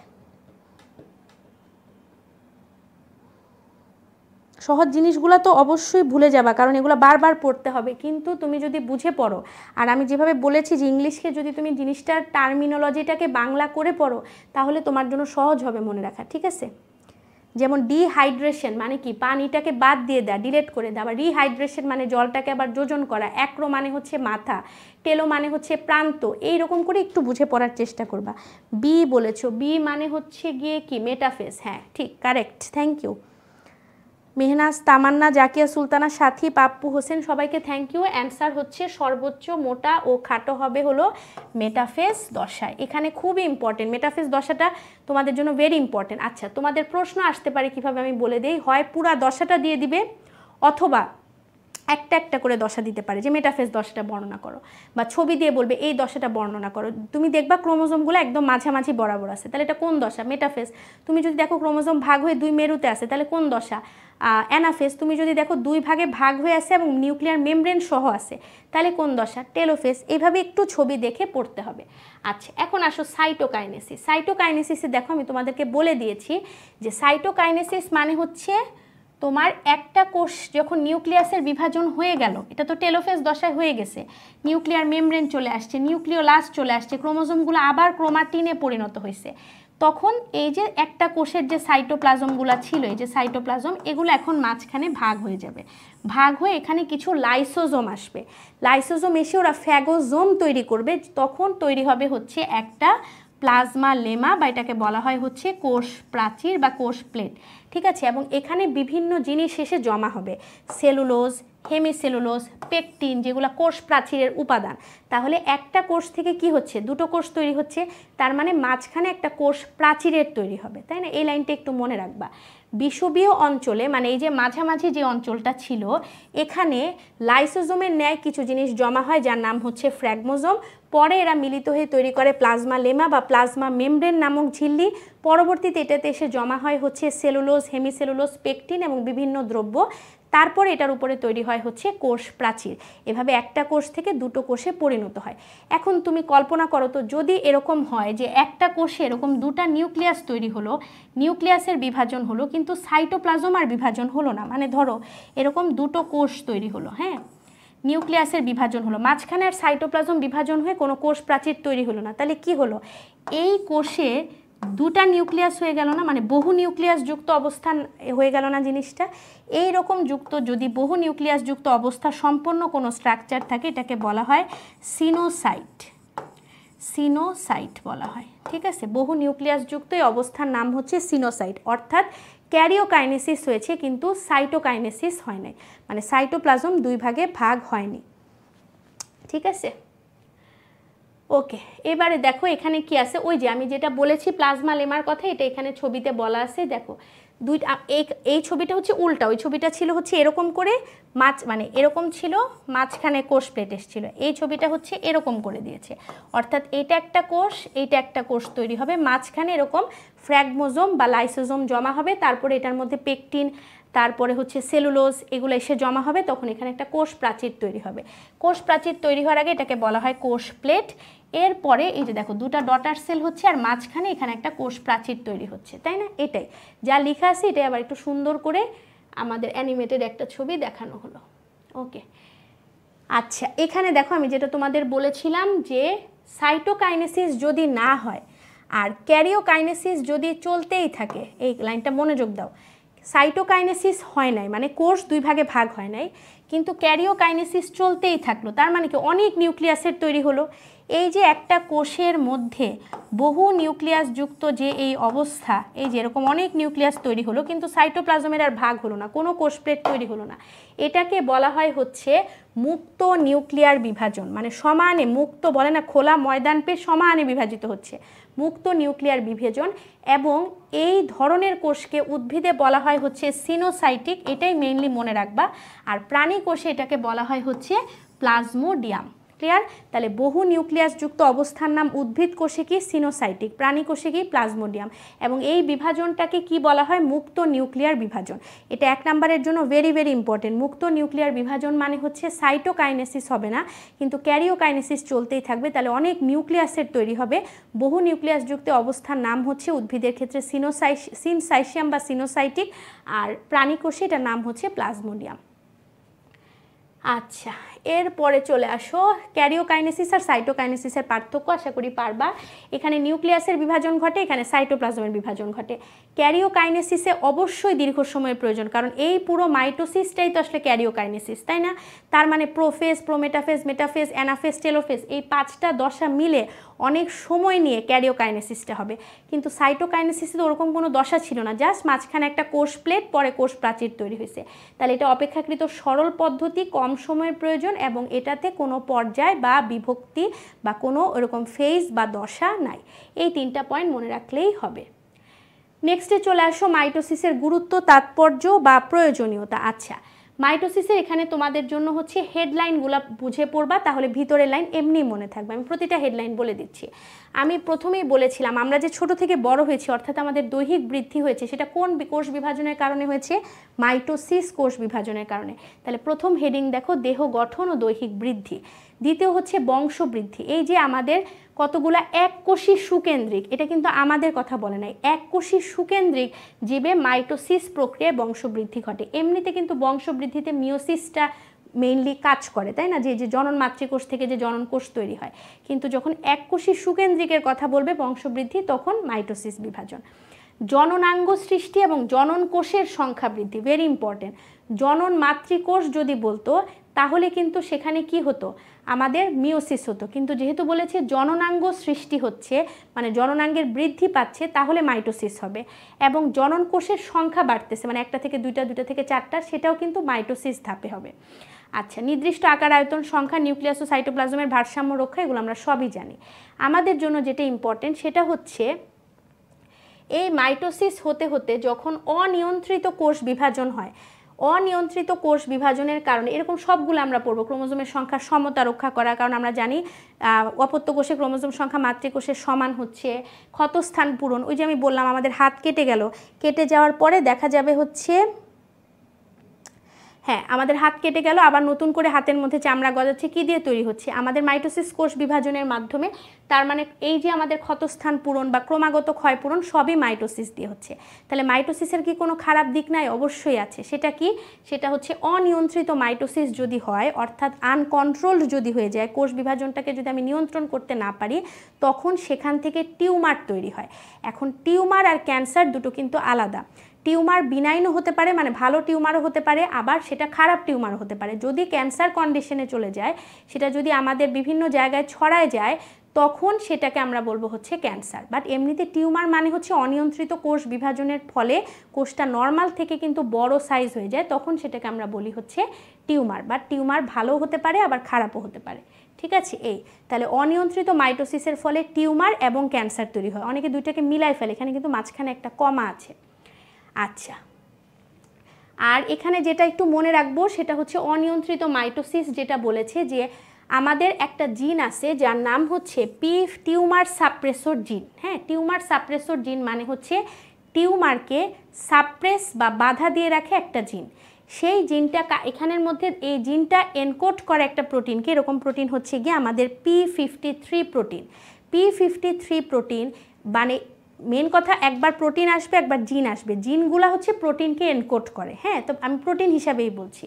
তাহলে এই P53 প্রোটিনের কাজ হচ্ছে এরা আমার বডিতে টিউমার হতে দেয় না। এখন কোনো কারণে, ধরো কোনো ভাইরাস বা কোনো মিউটেশন বা কোনো চেঞ্জের কারণে P53 প্রোটিনটা যদি কাজ করতে না পারে, তখন কি হবে? কোষ বিভাজনকে সে নিয়ন্ত্রণ করতে পারবে না, তাহলে অনিয়ন্ত্রিত কোষ বিভাজন হবে। অনিয়ন্ত্রিত কোষ বিভাজনের ফলেই কি হবে? আমাদের টিউমার বা ক্যান্সার তৈরি হবে, তাই না? এই জন্যই বলেছে যদি তোমাকে প্রশ্নে পরীক্ষায় আসে যে কোন প্রোটিনের ডিফেক্ট হলে বা কোন প্রোটিনটা কাজ করতে না পারলে বা ফাংশন করতে না পারলে অনিয়ন্ত্রিত মাইটোসিস হবে, অ্যান্সার হচ্ছে P53 জিন বা P53 প্রোটিন। আচ্ছা, আর হচ্ছে এখানে একটু মনে রাখবো কোষ চক্র নিয়ন্ত্রণকারী দুই ধরনের প্রোটিন আছে, একটা হচ্ছে প্রোটিন কাইনেজ আর একটা হচ্ছে সাইক্লিন। এটা তো মনেই থাকবে তোমাদের। টিউমার সৃষ্টি হওয়াকে বলে অনকোজেনেসিস। মনে রাখবা, বলে না অনকোলজিস্ট মানে হচ্ছে যারা ক্যান্সার নিয়ে কাজ করে। তাহলে এই যে টিউমারটা যে সৃষ্টি হচ্ছে, টিউমার ভালো খারাপ দুটোই হতে পারে, সৃষ্টি হওয়া, কোনো কিছু তৈরি হওয়াকে বলে জেনেসিস, টিউমার সৃষ্টি হওয়াকে বলা হবে অনকোজেনেসিস, ঠিক আছে। আর যেই জিনগুলা টিউমারটা তৈরি করে সেটাকে বলে অনকোজিন। আমাদের বডিতে অনেকগুলা জিন আছে, এগুলাকে বলে প্রোটো অনকোজিন। এই জিনের যদি এরা হচ্ছে নর্মাল কোষ বিভাজন করে, এদের যদি মিউটেশন হয় এরা যে কোনো সময় খারাপ জিনে পরিণত হতে পারে, দ্যাট ইজ অনকোজিনে হতে পারে। অনকোজিন কি করবে? অনকোজেনেসিস করবে, ক্যান্সার তৈরি করবে। আর যেসব রাসায়নিক পদার্থ ক্যান্সার সৃষ্টিতে উৎসাহিত করে সেগুলোকে বলা হয় মিউটাজিন। আর মিউটাজেনিক পদার্থই হচ্ছে কার্সিনোজেনিক, ঠিক আছে। তাহলে যেই কেমিক্যালগুলা, রাসায়নিক পদার্থগুলা ক্যান্সার সৃষ্টিতে উৎসাহ করে এদেরকে বলে মিউটাজিন। মিউটাজিনগুলাই হচ্ছে আসলে কার্সিনোজেনিক, মানে ক্যান্সার সৃষ্টিকারক। আর দেহের বিভিন্ন অংশে যে টিউমার ছড়ায় যায় ওটাকে বলে হচ্ছে মেটাস্টেসিস। অনেক সময় বলে না যে ওর ক্যান্সারটা সারা বডিতে ছড়ায় গেছে, একটা জায়গায় নাই, তার মানে এটা হচ্ছে মেটাস্টেসিস হয়ে গেছে, সব জায়গায় বিরাজমান। তাহলে এখান থেকে তোমাদের অবজেক্টিভের জন্য এই লাইনগুলো ইম্পর্টেন্ট। এবারে তোমরা আমাকে, আচ্ছা এরপরে দেখো এখানে কি দুটা জিনিস আছে, এটা বলে আমাদের মোটামুটি শেষ। একটা হচ্ছে নেক্রোসিস, একটা হচ্ছে অ্যাপোপ্টোসিস। কোষের দুই ধরনের মৃত্যু ঘটে, একটা হচ্ছে নেক্রোসিস, একটা হচ্ছে অ্যাপোপ্টোসিস। এখানে বইয়ে অনেক কিছু আছে, আমি তোমাদেরকে সহজ করে বলে দিই। ধরো একটা কোষ আছে, এই কোষের মধ্যে রেগুলার কি হচ্ছে, রক্ত আসতেছে, মানে ব্লাড সাপ্লাই আসতেছে, ব্লাডের মাধ্যমে কি আসে, অক্সিজেন আসে, বিভিন্ন পুষ্টি জাতীয় পদার্থ আসে। যখন কোনো কারণে ওই কোষের মধ্যে ব্লাড আসতে না পারে, ব্লাড সাপ্লাই বন্ধ হয়ে যায়, তার মানে কি অক্সিজেন সাপ্লাই বন্ধ হয়ে যায়, তার বিভিন্ন পুষ্টি উপাদান আসা বন্ধ হয়ে যায়, তখন কোষটা আস্তে আস্তে মারা যায়। এই যে মারা যায় এটাকে বলা হয় হচ্ছে নেক্রোসিস। ঠিক আছে, এটা একটা খারাপ জিনিস। নেক্রোসিস হয়ে যাওয়া মানে কোষটা আর আগের মতো ফিরে আসতে পারবে না। যেমন অনেকে বলে না হার্ট অ্যাটাক হয়েছে, মায়োকার্ডিয়াল ইনফার্কশন হয়েছে, এই সকল জায়গায় কি হয়, হঠাৎ করে ব্লাড সাপ্লাই বন্ধ হয়ে বা স্ট্রোক হলে ব্লাড সাপ্লাই বন্ধ হয়ে ওই জায়গার কোষে অক্সিজেন সাপ্লাই কমে কোষটা চিরতরে একদম তার কাজ করার ক্ষমতা হারায় ফেলে। এটাকে বলে নেক্রোসিস। এটা একটা খারাপ জিনিস। ঠিক আছে, এটা এক ধরনের কোষের মৃত্যু হওয়া। আর অ্যাপোপ্টোসিস জিনিসটা হচ্ছে জেনেটিক্যালি ডিটারমাইন্ড, অর্থাৎ বিভিন্ন জিনগত কারণে আমার প্রয়োজনে বিভিন্ন কোষ যখন ছোট হয়ে যায় বা মারা যায়, যখন আর কাজ করে না, শ্রিঙ্ক করে বা ছোট হয়ে যায়, তখন সেটাকে বলে অ্যাপোপ্টোসিস। যেমন আমরা একটা উদাহরণ দিয়ে বলি, যেটা তোমাদের বইয়ে দেওয়া আছে, আমাদের হাতটা যেটা, এখানে 5টা আঙুলের মধ্যে দেখো ফাঁকা ফাঁকা জায়গা আছে, কেন আছে, যাতে আমরা কোনো কিছু সুন্দর করে ধরতে পারি বা গ্রিপ করতে পারি। এটা কিন্তু শুরুতে এরকম ছিল না, প্রত্যেকটা জিনিস এরকম লাগানো ছিল। তাহলে যদি এইভাবে লাগানো থাকতো আমরা কি ইজিলি ধরতে পারতাম? ধরতে পারতাম না। তাহলে এই জিনিসগুলোর মধ্যে এখানের কোষগুলোকে মরে যেতে হয়েছে বা এগুলাকে নষ্ট হয়ে যেতে হয়েছে। এই জিনিসটা জেনেটিক্যালি ডিটারমাইন করেছে, মানে জেনেটিক্যালি ঠিক করে দেওয়া হয়েছে। উপরওয়ালা এভাবেই আমাদেরকে ডিজাইন করে দিয়েছে যাতে এই জিনিসগুলার কি হয়, জেনেটিক্যালি ডিটারমাইন্ড ডেথ হয়, যেটাকে বলে অ্যাপোপ্টোসিস। তখন আমাদের আঙুলের মাঝখানে ফাঁকা জায়গাগুলো তৈরি হওয়ার কারণে আমরা ইজিলি কোনো জিনিস ধরতে পারি বা গ্রিপ করতে পারি। এটাকে বলা হয় হচ্ছে অ্যাপোপ্টোসিস। এটা একটা ভালো, মানে ইট ইজ নট প্যাথোলজিক্যাল, এটা খারাপ কিছু না। ঠিক আছে, তো এই জিনিসটাই তোমরা এখানে মনে রাখবা, একটা নেক্রোসিস আর অ্যাপোপ্টোসিস। মাইটোটিক ইন্ডেক্স একটা কথা আছে, এটা জাস্ট 1 নম্বরের জন্য মনে রাখতে পারো। মাইটোসিসরত কোষ সংখ্যা, মানে যেই কোষগুলো মাইটোসিসে অংশ নিচ্ছে, ডিভাইডেড বাই তোমার বডির মোট কোষ সংখ্যা, এটাকে বলে মাইটোটিক ইন্ডেক্স। আচ্ছা, শেষ। এরপর আসো অ্যামাইটোসিস আর মাইটোসিসের একটা পার্থক্য আছে। আমরা সবাই বলেছি অ্যামাইটোসিসের মাঝখানে মধ্যবর্তী কোনো পর্যায় বা দশা নাই, বাট মাইটোসিসে একটি জটিল ও ধারাবাহিক পর্যায় আছে। ধারাবাহিক মানে কন্টিনিউয়াস চলতেছে। আমরা যদিও 5টা দশায় ভাগ করেছি, বাট পুরো প্রসেসটা কিন্তু কন্টিনিউয়াসলি হচ্ছে। এই বিভাজনে নিউক্লিয়াস সরাসরি বিভাজিত হয়, ওখানে বিভিন্ন দশার মাধ্যমে বিভাজিত হয়, 5টা দশার মাধ্যমে। এখানে একত্রেই বিভাজিত হয়, মানে নিউক্লিয়াস সাইটোপ্লাজম একসাথে সাইমালটানিয়াসলি বিভাজিত হয়। এখানে প্রথমে নিউক্লিয়াসের বিভাজন হয়, 2 সাইডে যায়, 2 মেরুতে যায়, তারপরে সাইটোকাইনেসিস শুরু হয়, মানে পর্যায়ক্রমে হয়। এখানে এককোষী জীবেরা বংশ বিস্তার করে, প্রাককেন্দ্রিক কোষ ছিল বে দিয়ে মনে রেখেছিলাম, আর ওখানে এককোষী জীবের মাধ্যমে বংশ বৃদ্ধি হয়। আর বহুকোষী জীব অর্থাৎ আমরা যারা আছি, আমাদের মেইনলি মাইটোসিস দিয়ে আমাদের দৈহিক বৃদ্ধি হয়, আমাদের ক্ষয়পূরণ হয় এবং আমাদের ক্ষতস্থানের যেই আমাদের রিজেনারেশন সেটা তৈরি হয়। এটাকে বলে প্রত্যক্ষ বা ডিরেক্ট বিভাজন, এটাকে বলে পরোক্ষ বা ইনডিরেক্ট বা ইকুয়েশনাল বা সমীকরণিক বিভাজন। এটা হয় ইস্ট, ব্যাকটেরিয়া, তারপরে হচ্ছে অ্যামিবা, অলসো এখানে আছে প্রোটোজোয়া, আরেকটা পড়িয়েছিলাম নীলাভ সবুজ শৈবাল, আর এটা হয় উন্নত উদ্ভিদ আর হচ্ছে প্রাণী কোষে। আচ্ছা, এবার তোমাদের একটা লাস্ট, এটার অ্যান্সার আমাকে একটু দিবা, দিয়ে ক্লাসটা আমি শেষ করে দিচ্ছি। ঠিক আছে, উত্তরটা দিবা, তাহলে ক্লাস শেষ। সেটা হচ্ছে এই অনিয়ন্ত্রিত, জেনেটিক্যালি নিয়ন্ত্রিত যে মৃত্যু, সেটাকে কি বলা হয়? নেক্রোসিস, অ্যাপোপ্টোসিস, নেক্রোপ্টোসিস আর পাইরোপ্টোসিস। তাড়াতাড়ি উত্তর দাও।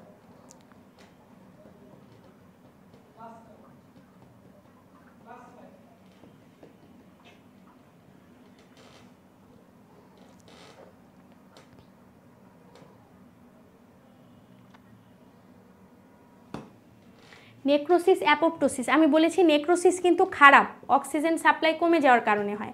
আর অ্যাপোপ্টোসিসটা হচ্ছে খারাপ, ভালো না, মানে এটা হলো জেনেটিক্যালি প্রি ডিটারমাইন্ড। এখন আমাকে বলো অ্যান্সার কী হবে? 2 বলেছো ইব্রাহিম, আমি স্ট্রং। আচ্ছা 2, আচ্ছা যারা 2 বলেছো সবাইকে থ্যাংক ইউ। অ্যান্সার হচ্ছে অ্যাপোপ্টোসিস, নেক্রোসিস না। ওই যে আমি বলেছিলাম না হাতের আঙুলগুলো আসলে এরকম ছিল না, একটা একটার সাথে লাগানো ছিল। তাহলে আমাদের অ্যান্সারটা হবে হচ্ছে গিয়ে তোমার অ্যাপোপ্টোসিস। ঠিক আছে, শেষ। তাহলে এই হচ্ছে আমাদের আজকের ক্লাসের যাবতীয় জিনিস। এর নেক্সট ক্লাস যেটা তোমাদের হবে সেটা তোমরা রুটিনে দেখে নিও, ওখানে হচ্ছে মিওসিস থেকে বাকি পরবর্তী যা আছে ওগুলো পড়ানো হবে। তাহলে যদি তোমাদের ক্লাসটা ভালো লেগে থাকে তাহলে নেক্সট ক্লাসে আবার অবশ্যই তোমরা ক্লাসটা করতে আসবা। আর আজকে আমি যতটুকু পড়িয়েছি অতটুকুই তোমরা অবশ্যই ছবি সহ প্র্যাকটিস করবা। শুধু লেখা প্র্যাকটিস করলে মানে লেখা পড়লে হবে না, তুমি যদি এইগুলা থেকে ছবি না আঁকো তাহলে ফুল মার্কস পাবা না। যেমন কোষচক্র যদি আসে অবশ্যই কোষচক্রের ছবি দিবা, ফুল মার্কস পাবা। অ্যামাইটোসিস আসলে ছবি দিবা, ফুল মার্কস পাবা। মাইটোসিসের শুধু ছবি প্র্যাকটিস করবা, সাথে 3টা করে লাইন পড়বা, enough to get full marks. ঠিক আছে, ভালো থাকো সবাই বাবুরা। থ্যাংক ইউ সবাইকে পার্টিসিপেট করার জন্য, তোমরা অনেক হেল্পফুল ছিলা, কোঅপারেটিভ ছিলা। ভালো থাকো, সুস্থ থাকো, ইনশাল্লাহ আবার দেখা হবে। আসসালামু আলাইকুম সবাইকে।